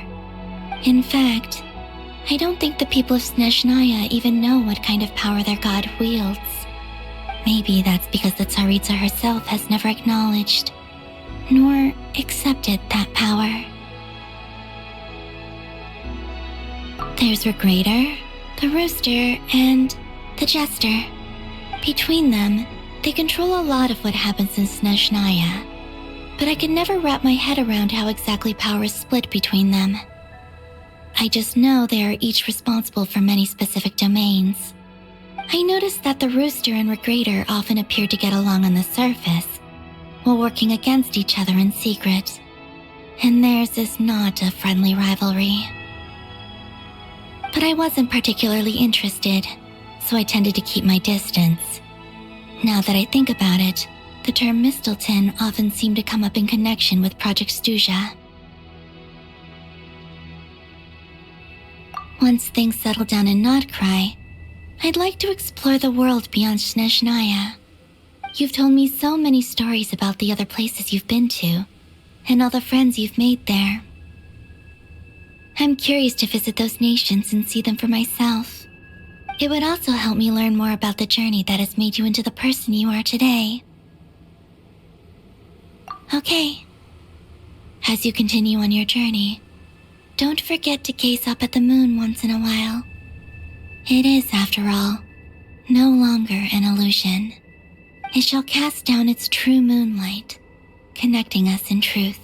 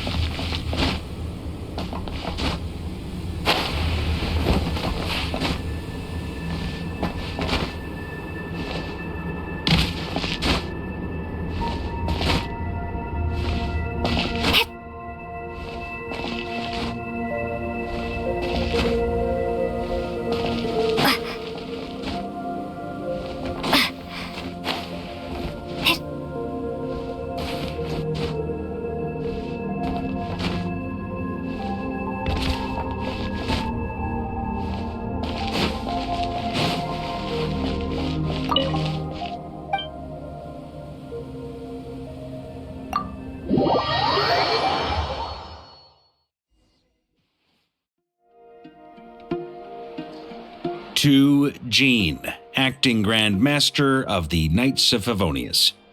This preamble is such a pain to write. It's probably high time we got rid of this acting business. I trust that Dern has updated you all on recent events. Hope we didn't worry you too much. The good news is, we managed to come together and put a stop to the Doctor's evil schemes. With that, I think it's safe to say that Notcry is finally out of the woods. As for the Fatui, not counting the Damselette, aka the Moon Goddess, who has left their organization, we found ourselves allied in this instance with both the Knave and Marionette. May she rest in peace. As ever, we find ourselves better off for making friends rather than enemies. But until we can ascertain the Tsaritsa's true intentions, the future remains uncertain. In a short while... Wait... How am I meant to surprise everyone if I tell them in the letter that I'm heading home? Well, that would be a huge waste. Okay, got it. I will begin sending the expeditionary team back home in waves. I'm sure they'll be able to answer any questions you still have. I hope they won't gloss over the details of my many heroic deeds. But if they do, I'm sure it'll be because they're just too exhausted from the long journey. I think of Mondstadt daily. Please give everyone my best regards. P.S. The honorary knight went above and beyond this time. Are there any other honors we can give her? I'll leave it with you. P.P.S. Please be extra nice to Klee for the foreseeable future. I cashed in on the last favor that the Hexen Circle owed us, so we need to earn some more goodwill. If there's any serious problems, feel free to stick me in solitary confinement when I get back. I'll do the time for her. Whew. And that, as they say, is all she wrote. End of an era. And with the moon shining down brighter than ever, I think everyone is going to sleep well tonight.